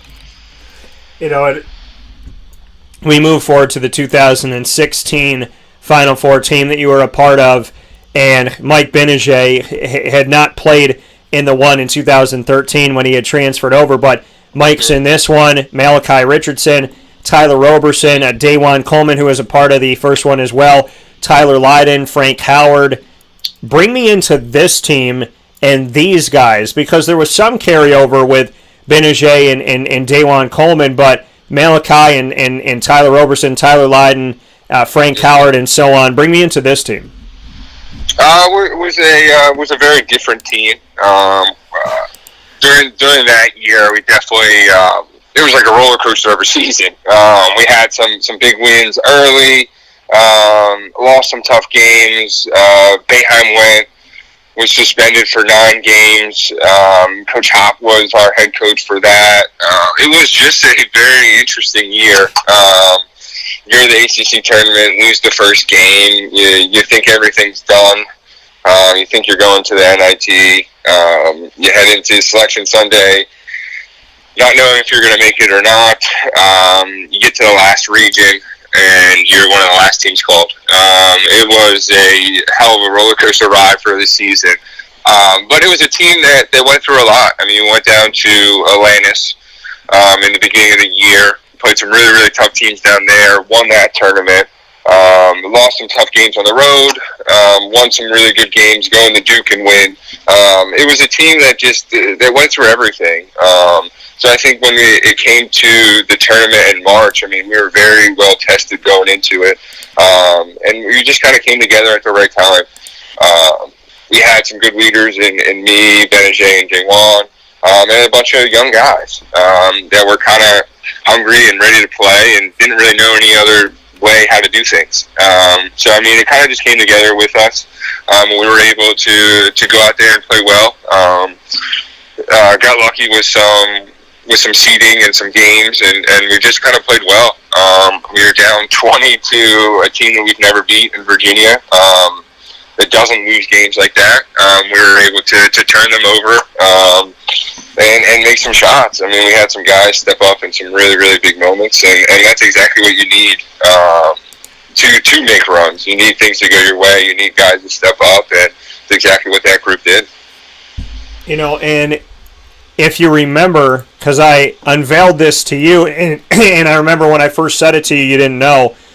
Back in 2016, I was the only member of the media, which you don't know this when you vote blindly, but and by blindly, obviously, what I mean is nobody knows your vote. So as I'm putting this vote into the computer, I had North Carolina 1, and at the last possible second, I picked Syracuse to be at the top of the ACC with North Carolina. At the end of it all, you and North Carolina made it to Syracuse and North Carolina made it to the Final Four, and were responsible for 50% of the Final Four in Houston. I told you that I was the person that voted and why I did it, and this was like a big thing, and Dan's a homer, and this, that, and whatever, and Mystery Man reveals himself. I was like, reveals myself. It was up on my website. I didn't hide it. Yeah. So looking back on that moment, Trevor, what do you think about the fact that I did choose you guys that year because I saw something? And number 2, what can you tell me about if they'll ever do a follow-up article? Because I'm still waiting for them to say that they were sorry. I need to send more picture away, man. But no, it was no surprise that a team like North Carolina was there. Some things had to go our way. I don't think that was guaranteed in the beginning of the year to make the Final Four. But that was a hell of a call by you. Well, and the thing is, it was funny. As the season was going on, my dad was like, "What are they going to do when you're right?" And my mom was like, "How are they going to handle this and that?" So I remember putting up the article from the beginning of the season, and I just put, "In case you missed this." But that moment, and I'll tell you why. Because when I went back into it, I'm actually gonna. I think I have the article, but when I made the decision that I made, it was because of the multi-layered team that you guys had. It was the youth that you had. It was the veteran leadership that you had. There was so much on this squad. When you go back and you look at that team, in 2016, I would venture to say of all the teams that made it in Syracuse basketball history, that would be one of the teams that people probably didn't give any credit to on the outside looking in. I saw it, I believed in it, but across the board, it seemed crazy to think that you guys were going to get there. How did you guys get there when the world kind of thought it wasn't going to happen? I honestly believe that it just kind of came together throughout the year. Like I said earlier, a lot of times you'll see teams that make runs if they have kind of they have a lot of different experiences throughout the season. Going back to one of the most talented teams that I was on would have been my sophomore year with Tyler Ennis and CJ Fair, Jeremy Grant, Rock, that group where we were number one in the country. We were 26-0. We set a lot of different records. To make it late into February without a loss, you don't know what that feeling is like. So for us, when we got there and you start losing some games at the end, you don't know how to bounce back some of the times, and it hurts you. And I know as fans, you don't want to see your team lose, of course, but sometimes as players and coaches, you need to go through different experiences. You need to be in tough games. You need to figure out how to win ones. You need to know what it feels like to lose tough games and how to bounce back. And with that group, we really went through everything. We lost games where we should have won. We won games where we should have lost. So, as a group, you learn how to bond together throughout that, and we really came together at the right time. In college basketball, that's all that matters, is coming together at the right time and playing good basketball when you need to. And with that group, we were able to figure out how to do that. Mike Benajay and Malachi and Tyler Lydon and those guys were unbelievable down the stretch of things. I think Mike and I, being fifth-year seniors, kind of going through everything that you can in college basketball, I think really helped us. I think those guys really rallied around us and were able to really come together. But yeah, you have to have some things bounce your way, and they definitely did in a couple of those games. Yeah, and I'm actually looking at one of the articles that I wrote. What I put out: one shoe, plenty of service. Bring me into Tyler Lydon, another guy that shot from the outside like yourself. Just what that moment was like when you guys were able to do that. And I got another thing to talk about that I wrote that's called the steal that was not given its due, and I have a wonderful picture of you. But bring me into Tyler Lydon and his block in that game toward the end, and as well as what he was able to. There's a big time block in Chicago, and not only was it that, but there was the no shoe. He kicks it off and hits the three. Just what Tyler Lydon meant to the team. He meant a lot. He was an athletic forward, which is something that you need at Syracuse. You need guys that can rebound with the best of them and kind of get underneath and battle. And then his ability and size to stretch the floor and make shots was huge. He was a tough matchup for any of those teams. And when he was on, we were really good. We were able to really space the floor, and other people were able to get to the basket and make plays as well. You definitely saw him make some really big shots, and that was definitely one of them when he lost his shoe. And for you, speaking here with Trevor Cooney, 2011 and 2016 with the Syracuse Orange, that steal, I have a picture of it in the article that I wrote. You were in. and you grabbed it, you turned your foot. I mean, that obviously would have silenced things a little bit earlier. Bring me into the steal that was never called. That is a very typical 2-3 Syracuse rotation there. That's something that we go over almost every day in practice with GMAC and stuff that we watch on film. So if you're up top in that 2-3 zone and you're the opposite guard and they drive baseline on that other side, your eyes kind of go to the wing and to that corner because when someone drives there, those are the passes that you got to take away. So right when I saw that guy drive baseline, I knew that was my rotation to get to the shooter in the corner. So I was able to get there, and I stole it, and my feet were in, and the guy fouled me, but was not called that, which was frustrating at the time because I felt like I made a great play and deserved to go to the foul line to try and end the game, but it was not reviewed, and it was called opposite. So I knew that we had one more stop to get, and then Tyler Loudon makes an unbelievable block, and we're able to go the other way with the ball and get fouled. But yeah, I mean that is a rotation that we go over almost every single day in practice. And if I wouldn't have made that rotation, I know GMAC would have been really, really mad at me. So I'm glad I did, even though it didn't count. Yeah, and so I mean, when you look back at the moments in history, you look at the Eric Devendorf 3 that was just a little bit after the clock, and it ended up setting up 6 overtime. Your steal that wasn't called a steal, but you ended up moving forward. I mean, in those moments, Syracuse ends up getting forward, and good things still happen. But what does it mean to you that you're one of those moments in Syracuse history where the team still won, but it's a play that was never called? Well, I'm glad that we were still able to win, and we're not talking about that play and what if. So, I mean, it definitely feels good to still get the win. But, no, I mean, you try and make the right plays, and human error is a part of sports, just like everything else. But, yeah, it feels good to talk about it and get the win at the end. That coming here from Trevor Cooney this morning on Wake Up Call with Dan Tortora. So for you, Trevor, off the court, now that you've finished up playing, I wanted to get into what you're up to now and share that with everybody. Yeah, I'm back home where I grew up in Wilmington, Delaware. I work for a real estate and development group, Buccini in Poland. So we own and operate the 76ers Fieldhouse, which is in Wilmington, Delaware. It's partnered with the 76ers. It is a youth sports facility. We have indoor courts. We have an arena set up. We have indoor turf. We have outdoor turf. We have a physical therapy group in here. We have another sports training company that's in here. And we own and operate the building. My job here is to keep the basketball courts busy with different events and programming, whether it's youth, different showcases throughout the year, tournaments.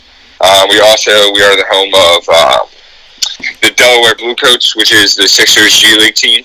So we have their practices, their offices here, and their games throughout the season. Unfortunately, this year we do not have them. So we have more youth programming going on in different sports. So just trying to stay busy with everything that's going on. Yeah, and for you, I mean, to be a part of this, you're still connected to sports, you're still connected to basketball. What does your job mean to you, and what has this new chapter of your life brought to you? I mean, basketball was everything to me growing up, and sports as well. It was a great outlet for me as a kid, and something that I really enjoyed. So with my job now, I'm able to pass on my experiences and what I've learned through the game of basketball, which is one of my favorite things that I have about my job now. Is I'm still involved with basketball and sports, so I'm able to share those things and help kids out. And so, when you spread the message and you're looking to, aid kids now and help them move forward, what is the message? What did you learn from your time playing? What can you impart on other people as they look to achieve their dreams as well? A couple different things. One is you got to stay focused on and off the court. If you want to go to the high level and play in college, you got to continue to work on your game throughout the off season and during the season, and you guys stay focused in school as well. One of the biggest things that I learned, and something that I'm really, really proud of myself and glad that I did, it was, I forget who told me this, but you want to use basketball, don't let basketball use you. So, I mean, I was fortunate enough to use basketball to get a scholarship to go to a school like Syracuse. I was able to use basketball to get different experiences throughout my life. I was able to travel to new places. I was able to play professionally overseas, and ended up helping me out to get a job. So I really felt like I used basketball to better my life throughout. So, I mean, that's some of the experiences that I pass on to kids nowadays is just keep working and use basketball and don't let it use you. Yeah, coming from Trevor Cooney here, how do they not let basketball use them? To go into that a little bit deeper, how do you utilize the sport to help you as opposed to being used by the sport? You see it all the time with kids, whether they're in high school or college. Whether they listen to the wrong people, end up at the wrong schools, transfer left and right, don't continue to work because they don't have the right people around them, and then you end up not finishing college or not finishing high school, and you just get used by the game because you think you got it all figured out. You see it a lot of times, and it's really unfortunate. So, I mean, I just try and pass my experiences along to not have that happen with kids that I'm around. And being back in Delaware, and I forget the place, is it, I think it was in Elizabethtown, there's that pizza place that had, the first time I ever had the fig and pig, the prosciutto with like the fig on the pizza. It was in Elizabethtown, but I can't remember the name of it. But Delaware is not that big. So, what's the best pizza place out there? And do you know the one I'm talking about? Because I can see it in my head, and it was a really, really nice Italian restaurant, but, kind of like where you would go on a date or something, because the person I was with at the time, her and I went there. But what can you tell me about pizza out in Delaware, and do you know the place I'm talking? Is it just called Elizabethtown? I can't remember. Are you talking about Pizza by Elizabeth, I think? Yes, Pizza by Elizabeth. Yeah. Okay, all right, there you go. That is in Wilmington. It's pretty close. I've been there before. Great little pizza spot. But there's a couple different places in Delaware that have some decent pizza. One of my favorite is Two Cousins. It's like a pizza spot that I grew up on that I still kind of go to. All right, fair enough. Two Cousins, good to know. So, what is the best thing to? I mean, there's no state tax in Delaware, which is fantastic. But what is the best thing about Delaware, in your opinion? If you described in a few words why, besides family and friends, what you love about being home, what would that be? Delaware is a very small place. We're close to everything. We're close to Philly, close to DC, Baltimore. We have our own beaches that are easy to get to. So there's a lot to do and a lot of things around, which I think is one of the best things of Delaware, really. Best food in Delaware? Is there anything that you feel like is like a niche there? We have some really good sub spots that have some good different sandwiches and wraps. One of those would be Capriati's. Okay. That's up and down Delaware and one of Delaware's staple of a food spot, I would say. All right, fair enough. That coming here from Trevor Cooney this morning on Wake Up Call inside of the Cafe Kubal Studios. Trevor, before I let you go, I did want to take some time here to speak on, obviously, a somber moment over the last couple of years for you with your friend Sean Locke. I have, with my buddy Jay Hammerin, who decided to take his own life, was my teacher, my mentor, and more than half the reason why I went to Marywood University in Scranton, Pennsylvania. Suicide it's a real thing. It's a sad thing. It's a confusing thing. And I think, now going through the pandemic and people being at home kind of, fighting some of the stuff and battling some of the stuff, I think it's an important message to always have, and I think now more than ever it is. Speak with me on Sean and, how you kind of have navigated through this and your thoughts on, when people either think about doing it or they do it, because I think it's important to really shine some light on this to let people know that there is light at the end of the tunnel, and to go from there with what you have done in Sean's honor. Yeah, I mean, you're spot on. Mental health is something that is very real, and it's something that is tough for people to understand that don't have any problems, because it's hard for them to put themselves in other people's thoughts and feelings and understand kind of what they're going through. So that's really one of the toughest parts, especially with what what's going on now in the world. I really think it's at an all-time high. But it's something that is very, very important to athletes and to everyone, really. So to lose a buddy in that way and not understand and know at the time what was going on, it hurt everyone. Really, really bad. And for a lot of us, we wanted to help because we didn't want to see this happen again to one of our friends or other people that we really know.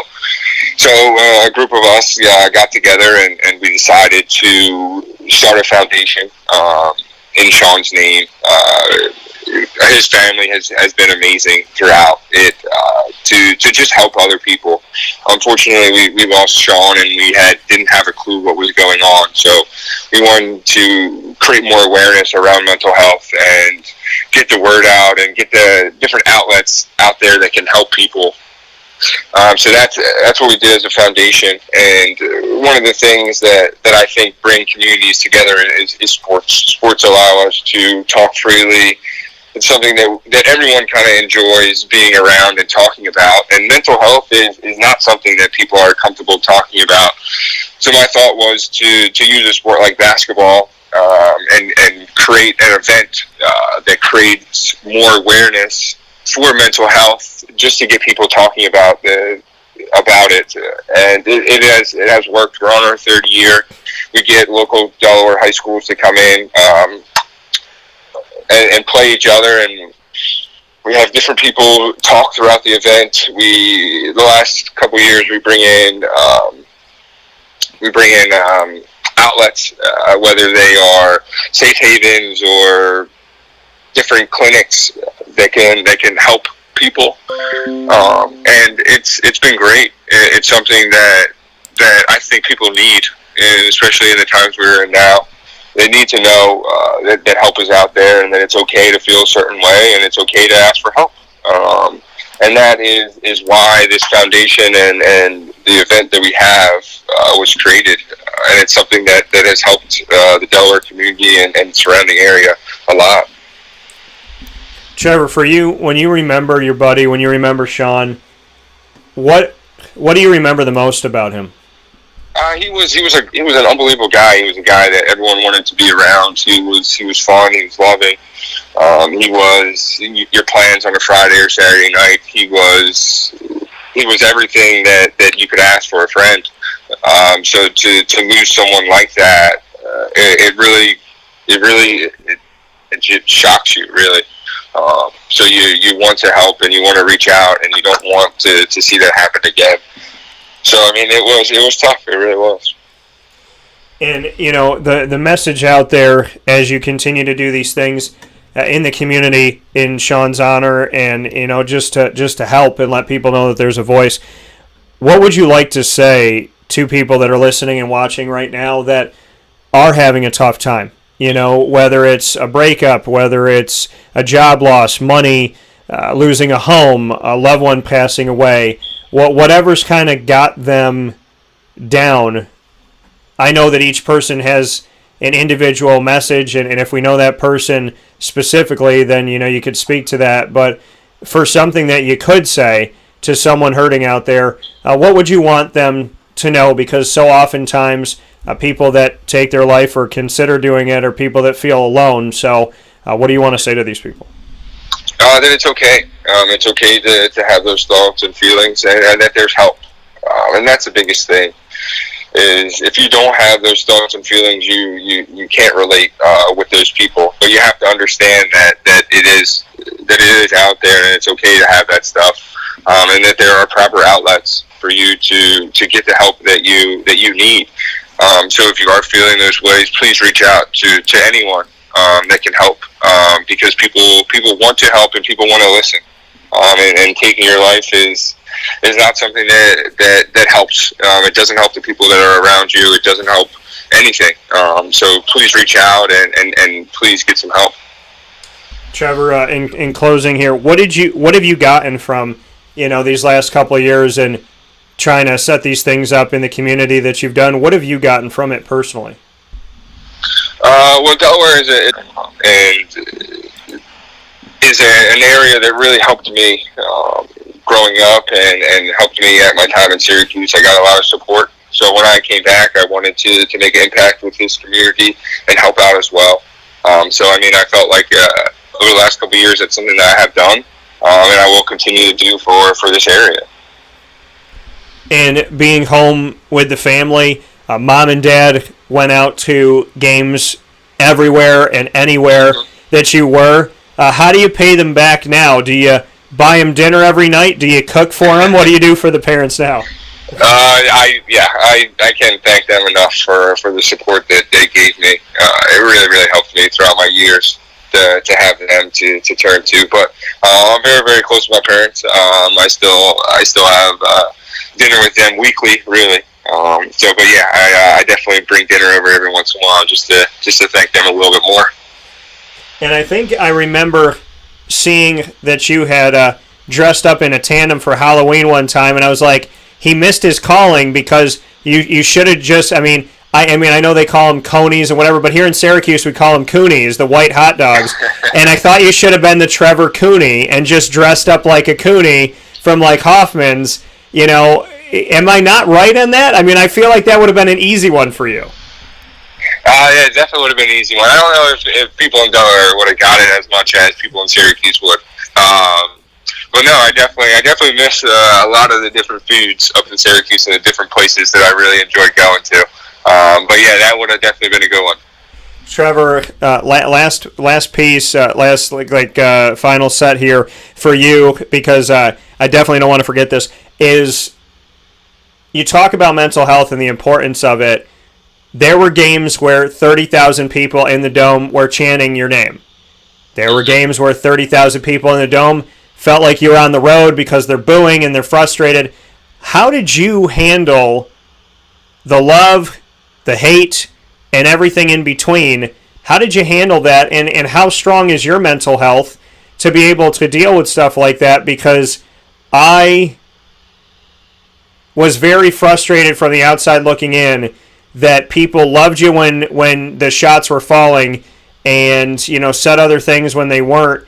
And I'm sitting here going, you guys have no idea the life of a player and what it's like to be under this microscope. How did you handle it, and what can you say about your mental health and what got you through it, what gets you through it when people don't necessarily like the way that you're living their life or your life, or feel the need to give you their opinion? There's a lot that goes with being at Syracuse and being a basketball player there. It's an amazing program, and that's why you go there. But it comes with different things, and having a lot of fans and a lot of comments and a lot of people on you all the time is wonderful. So that was one thing that I knew going into it, and I was fortunate enough to grow up in the area where I grew up. So to listen to Philadelphia sports talk radio every single morning is something that helped me understand the life of a fan and what fans look for in players and their thoughts and their everyday process. And you want your players to do well, of course, and you want your teams to win. And when they don't, you get angry and you blame people and left and right. So it's something that I understood. Of course, when I had bad games, I knew I had bad games, and I knew people were going to be on me. And when I had good games, I knew people were going to love me. And I kind of understood that, and I kind of enjoyed the process of it, and everything that came along with it. But yeah, it definitely tests your mental health throughout your career, playing at a place like Syracuse. And you have to be strong with it, and you have to just kind of be true to yourself and continue to work and believe in yourself, and good things will happen. And you can't get too caught up in the criticism that comes along with it, because you got to know that at the end of the day, if you play well, they're going to love you, and if you don't, that's just the life of being at a program like Syracuse. So, I mean, it's definitely something that in the long run has made me into the person I am today, and I learned a lot throughout the process, and it made me a lot stronger as a player and as a person as well, to go through some of the things that I did. But I love the Syracuse fans, and I wouldn't trade any of that stuff. And what I find interesting, Trevor, is as much as you were criticized at times, I do want to remind people you made the third most threes in Syracuse basketball history. You're behind only Jerry McNamara and Andy Routens, and your percentage is it's under 2% difference than Jerry McNamara. So I think it's safe to say you did okay at Syracuse, in my opinion. Yeah, when I look back at my career, I definitely think I had a pretty decent career, whether people want to think that or not. To be over 1,000-point scorer, third in threes, made it to 2 Final Fours. I would say that I had a pretty good career up there. Yeah, you did okay. So, do you remember the moment when Chris McCullough got hurt, tore his ACL, and we were sitting in the locker room, and you were in the back, and the media was all around you like a horseshoe, and I was standing. So where you were sitting, I was standing right next to your left shoulder, and I remember I just told this story recently. You were sitting in the chair, and you were kind of looking at the ground, and everybody came over to you, and in the middle of getting interviewed, you started laughing, and they said, "Why are you laughing?" And you said, "Huh, nothing." And you kept laughing, and you kind of smiled, and they're like, "No, like what's going on?" And you said, "I'm just loving the fact that you guys can't write the story. You guys can't you can't post the story that you already wrote before the game started. Because the anticipation was that you guys weren't going to win without Chris McCullough. So I remember you sitting there going, you guys can't write the story that you already wrote tonight because we won." And I remember walking out of the locker room and texting you as I walked down the hallway going like, greatest moment. I remember I texted you, I said I wanted to give you a hug right then and there. Because you stood up for the guys and you stood up for yourself. Do you remember that moment, or do you remember moments like that where you're like, you guys can't write the story you want to write, and it feels so sweet and poetic? Yeah, I do remember that. I do remember that moment. But yeah, no, I mean, I was someone that I quietly would listen and read the different things that are out there, and I didn't really let it bother me too much, but I understood what you guys had to write and the different stories that were more popular within the area and the more stories that got more reads and more clicks. So I knew the questions by the time I was older there. I knew the questions that were coming and why those questions were being asked, and I kind of understood a couple of different reporters and what they would take and run with and the different stories that they would write. So I had a good feeling, and I would give certain people different answers and different things, just because it was something that I found funny and something that I knew that I could do. And at that moment, I knew that was definitely going into the game, that would be a story that a lot of the Syracuse reporters would enjoy writing, because they knew that they would get the clicks and the different reads from it. So when that didn't happen, it kind of felt pretty good that they had to throw that out the window and start over. Yeah, I honestly just wanted to go grab a bite to eat with you after that, because I'm like, I didn't write that story, so I know you wouldn't talk about me. But the thing that I want to do here, Trevor, we talk about being on the hot seat, and we talk about the pressure. Well, I'm going to flip the script in rapid fire and give it to you. 3 questions, anything in the world. You can put me on the hot seat. We've known each other for a while. I'd like to think we've built a friendship over the years, so please be kind and gentle. But you can ask me anything that you want. This is now your opportunity. I'm in the Syracuse locker room. I'm sitting at the chair. You have the mic that's in front of my face. You can ask me anything. You got 3 questions. What are they? I don't think I have any, really. Nothing. You're gonna let me off the hook? Yeah, I am. I am gonna let you off the hook, really. No, you're a person that I always enjoy talking to. You handled yourself the right way up there, and always do. And I think that's why myself and other players kind of enjoy talking to you and still talk to you. Well, that was one of the kindest things that anybody's ever said to me. and it's the only person that's let me off the hook. So Trevor, I can appreciate that. I guess I owe you a slice at Pizza by Elizabeth when I come into Delaware. Gonna have to hook you up with that, but I definitely, thank you so much for everything that you've done. Hands down, one of my favorite players in the history of Syracuse basketball, more because of the human that you are than anything else. And I didn't care. I wanted you to make every shot you took, but whether you did or you didn't, I also know what people don't know about Buddy Boeheim and you is that shooters also play defense, and you played a little bit of defense at Syracuse. So I think that needs to be put in the spotlight. But I am always impressed and blown away by what you do. Thankful for what you're doing in the community in Delaware and raising awareness about suicide and suicide prevention.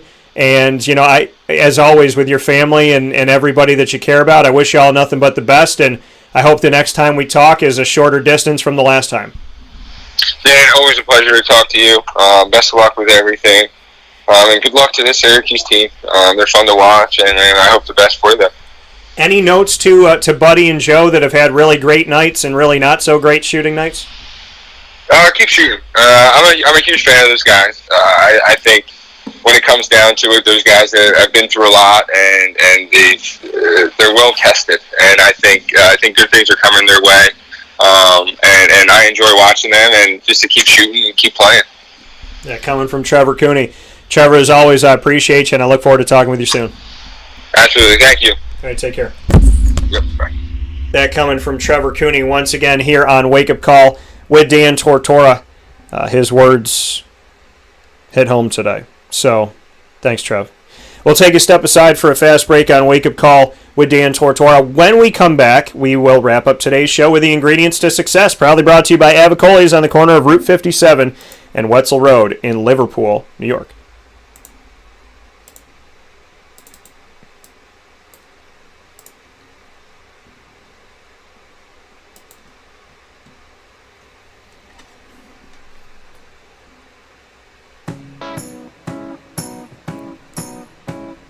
In these unique times, there are those in our community that give us a sense of normalcy and positivity. Pizza Man on 50 Oswego Street in Baldwinsville has been here for you for over 35 years and is here now.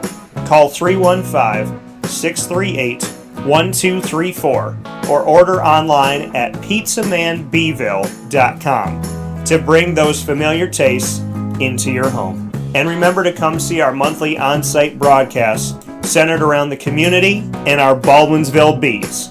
Pizza Man in Baldwinsville. Any way you slice it, they are always here for you.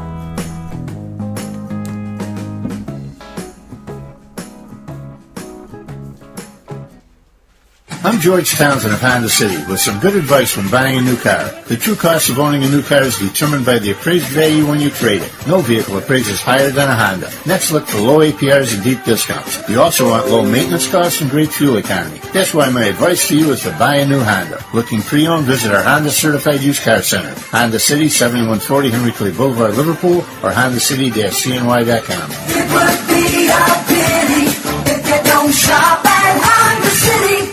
This is Jimmer Sikowski, owner-operator of Chick-fil-A Cicero, 7916 Brewerton Road in Cicero, right in front of the Home Depot. I had a deep feeling that God wanted me to do something bigger with my life and to help people, help others. I kept putting Chick-fil-A in my life, and I realized as I was going through the franchise selection process that positively impacting the lives of others was really core to what we do here at Chick-fil-A. First of all, it starts with the food. The food is brought in fresh daily.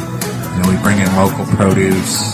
We prepare to order in the kitchen. We hand bread our chicken. We hand spin our milkshakes. It's great food. It doesn't taste like fast food. I think the second thing is the way people feel when they come in a Chick-fil-A restaurant. It's different. We try to treat people with intentional kindness here, which is very different and deeper than good customer service. And so I think it feels remarkable for most people to come in a Chick-fil-A restaurant. And then lastly, the impact that we try to have in the community is very different. It's a big part of the expectation of every operator of a Chick-fil-A restaurant is that they're actively engaged in their community, they're a leader in the community, and they're they're making a difference. When they realize that what we're striving to do is to shine a little light in their life, that's a very, very different experience than you will have in any other quick service restaurant. And it's that remarkable experience that I think people will emotionally connect with.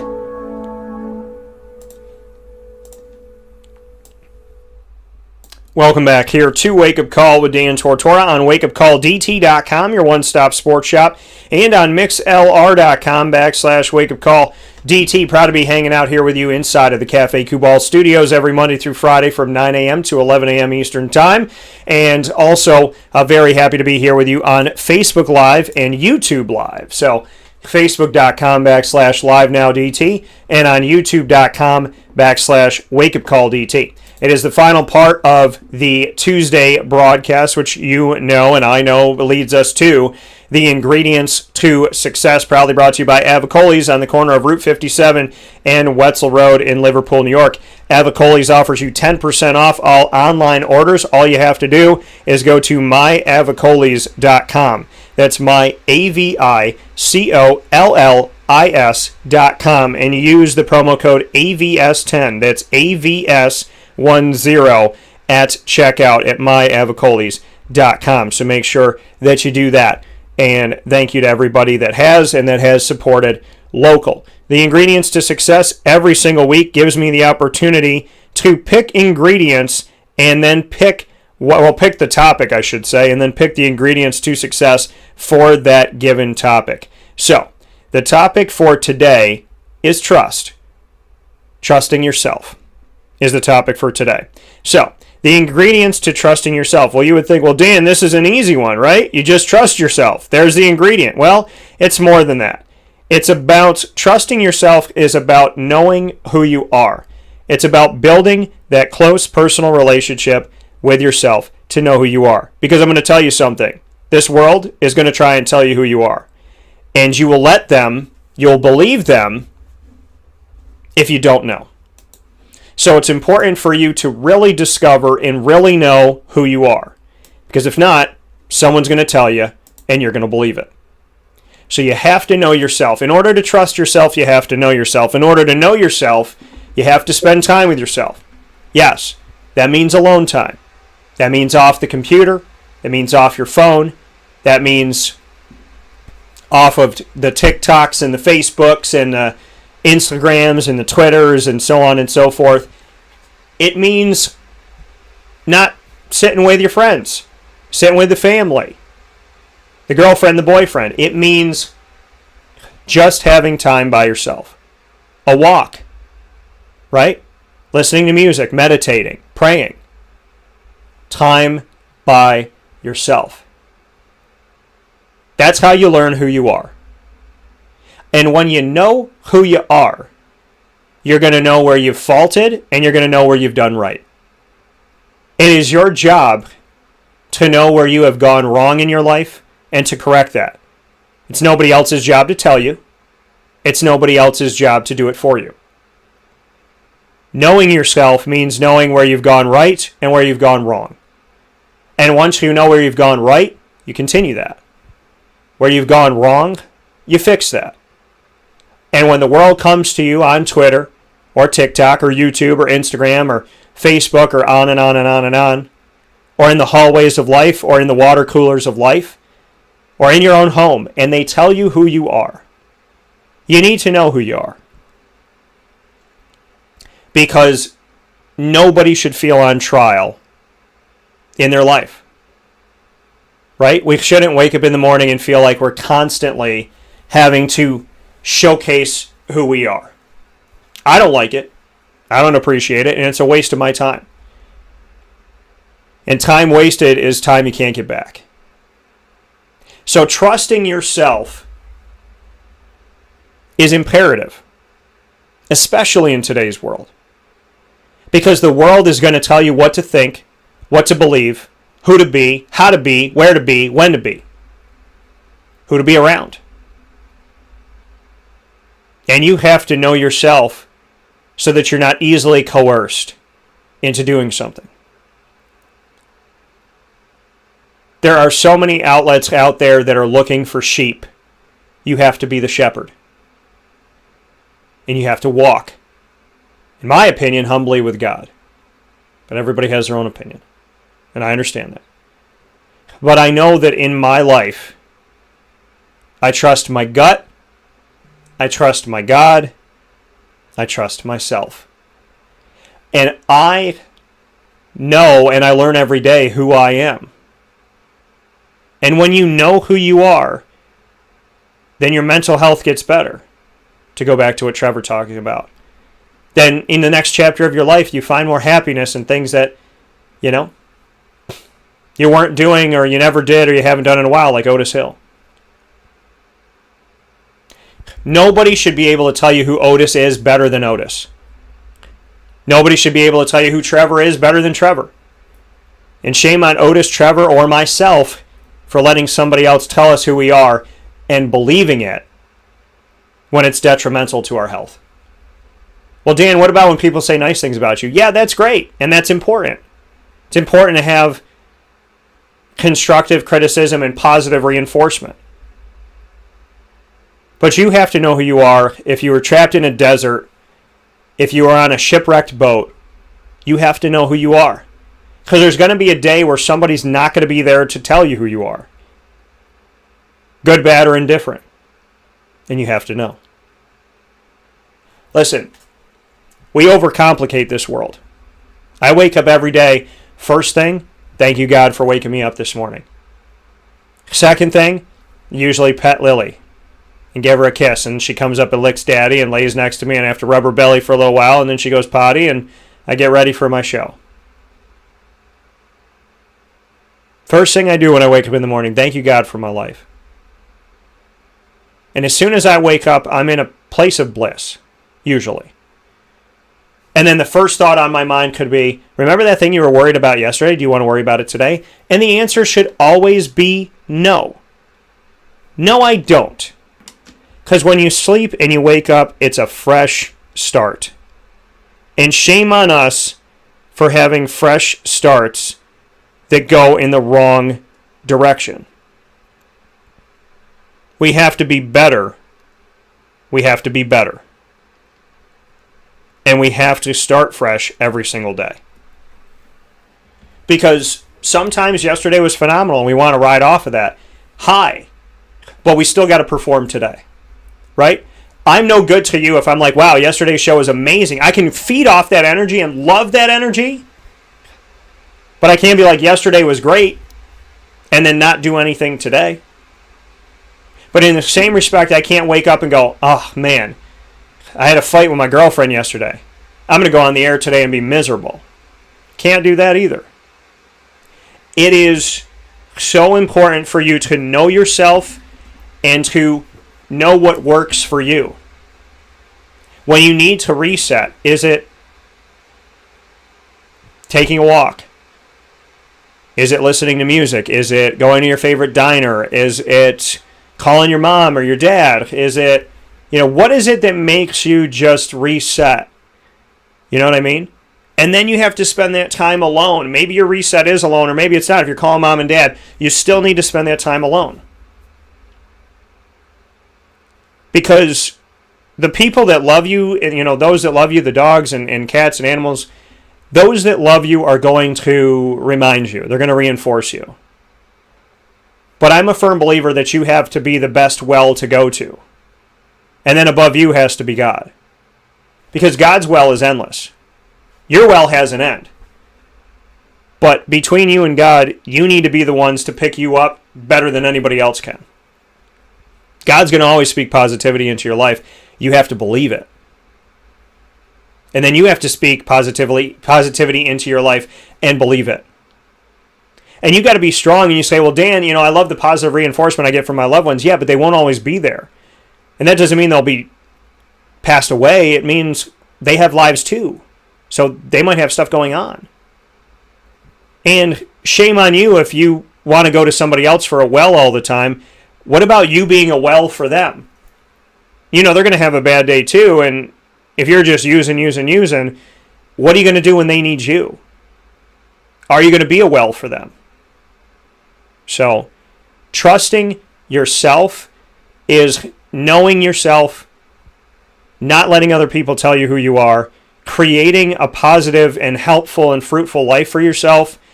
And to me, God's got to be at the center. But I know people don't always have the same opinion as me on that. And I respect that people have differences of opinion just as much as I ask that you respect mine.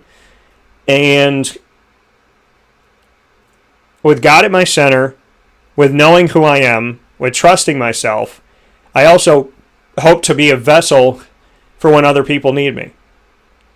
Because I have so many people I've leaned on, and I don't ever want anything to go wrong in their life, but God forbid it does, or go right. I want to be their first phone call. I want them to know that my road goes both ways, and I'm going to help them just as much as they help me. So be the best you can. Do the best you can. Sacrifice where you can to help, but don't ever sacrifice who you are. Don't ever sacrifice your trust for yourself, and don't ever sacrifice your knowledge and your wisdom of who you are. Your identity is sacred. Protect it, foster it, grow it, love it, know it, support it, and be who you are every day. You know right from wrong deep down inside. Listen and respond proactively, positively, and have faith in yourself. Because it doesn't matter what you have or don't have. If you don't trust yourself, you don't know yourself, you don't have faith in yourself, you're stuck in cement no matter how far you think you're going. Take your feet out of that cement, wipe them off, and start walking forward. You can moonwalk on the dance floor, but don't ever go backward in life. We'll take a step aside for a fast break. This has been your ingredients to success, proudly brought to you by Avicolli's on the corner of Route 57 and Wetzel Road in Liverpool, New York. They are there for curbside pickup, takeout, delivery, and catering, as well as sit-down dining. You can call them at 315-622-5100 for more information, and you can go to myavicollis.com. That's myavicollis.com. Use the promo code AVS10 for 10% off, online only, AVS10.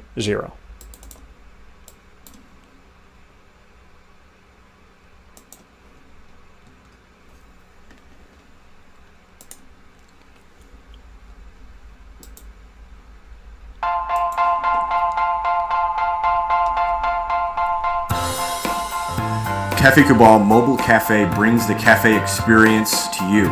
We'll roll out to your neighborhood or office, ready to serve our locally crafted espresso bar to our loyal patrons. Inquire at cafecabal.com. Cafe Cabal, coffee for the soul.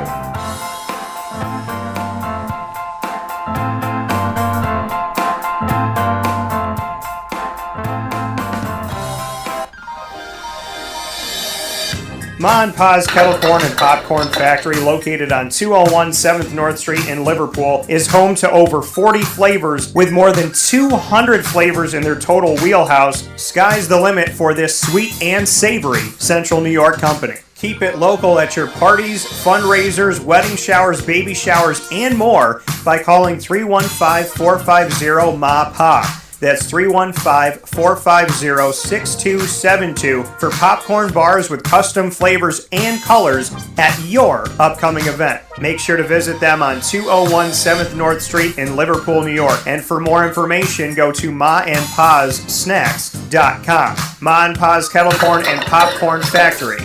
How corny are you? The Millhouse Market, located on 3790 New York 13 in Pulaski, New York, is worth the drive every time. Make your way out there and make sure you download their app at the Google Play or Apple App Store today. You'll have everything that you need at your fingertips in a very user-friendly app, and you can get to everything that they have, from their homemade breads and brick oven pizzas to their desserts, quinoa bowls, rice bowls, and salads, as well as over 30 sandwiches named after the families that helped to settle what is today's Pulaski. They honor the community every day in their service. They honor the community in their menu, in that ode back to the families. They're ingrained in our taste buds and ingrained in the roots of Pulaski, and that is why they're so much more than just a simple restaurant. They have the bistro inside open on the weekends for you. They also have their indoor general store that's open with local products from local companies throughout the week, and their drive-up window to pick up your food, grab, and go every Tuesday through Sunday. Make sure you get in touch with them at the Millhouse Market on their Google Play or Apple App Store app. Get everything there, plus contactless pay, and drive up to the window, grab your favorites, and go. And I can promise you something. When you think you have a favorite, you're going to try something else, and then that's going to be a part of the list. And then it's going to be really difficult for you to really decide, but that's the great thing about the Millhouse Market. They're always adding, they're always giving you more, and giving you the opportunity to find yet another favorite, and then go all the way back to maybe the original. So thank you to the Millhouse Market for all that you do in our community. Shout out to Rebecca and the staff on 3790 New York 13 in Pulaski, New York. Worth the drive every time. With that being stated, I want to thank my amazing guests on today's broadcast inside of MonPazPopcorn.com's What's Poppin'. Use the promo code in any of the 50 states to order online. You can also order for in-store pickup in the community and get 20% off. So whether you're getting it in-store or having it delivered to any one of the 50 states in America, use the promo code DT20. In Hawaii, in California, in Florida, in New York, in Michigan, Wisconsin, Texas, Oklahoma, Wyoming, North Carolina, doesn't matter where you are. Use the promo code DT20 at MonPazPopcorn.com. That's Ma and spelled out, PazPopcorn.com. Use the promo code DT20, that's DT20, for 20% off today and every day. So make sure you do that. Otis Hill, Trevor Cooney, thank you. Avicolli's with the ingredients to success in today's topic of trusting yourself. Thank you, and knowing yourself. And for all of you, thank you for listening. Thank you for watching. Inside of the Cafe Kubal Studios, this is Wake Up Call. And you've been with us listening on wakeupcalldt.com, mixlr.com/wakeupcalldt. And you've been watching on youtube.com/wakeupcalldt and facebook.com/livenowdt. I'll talk with you soon, and in the meantime, you can find us on social media at wakeupcalldt on Facebook, at wakeupcall_DT on Instagram, and at CallDT on the Twitter. God bless. No stress. Do your best. Be good, y'all.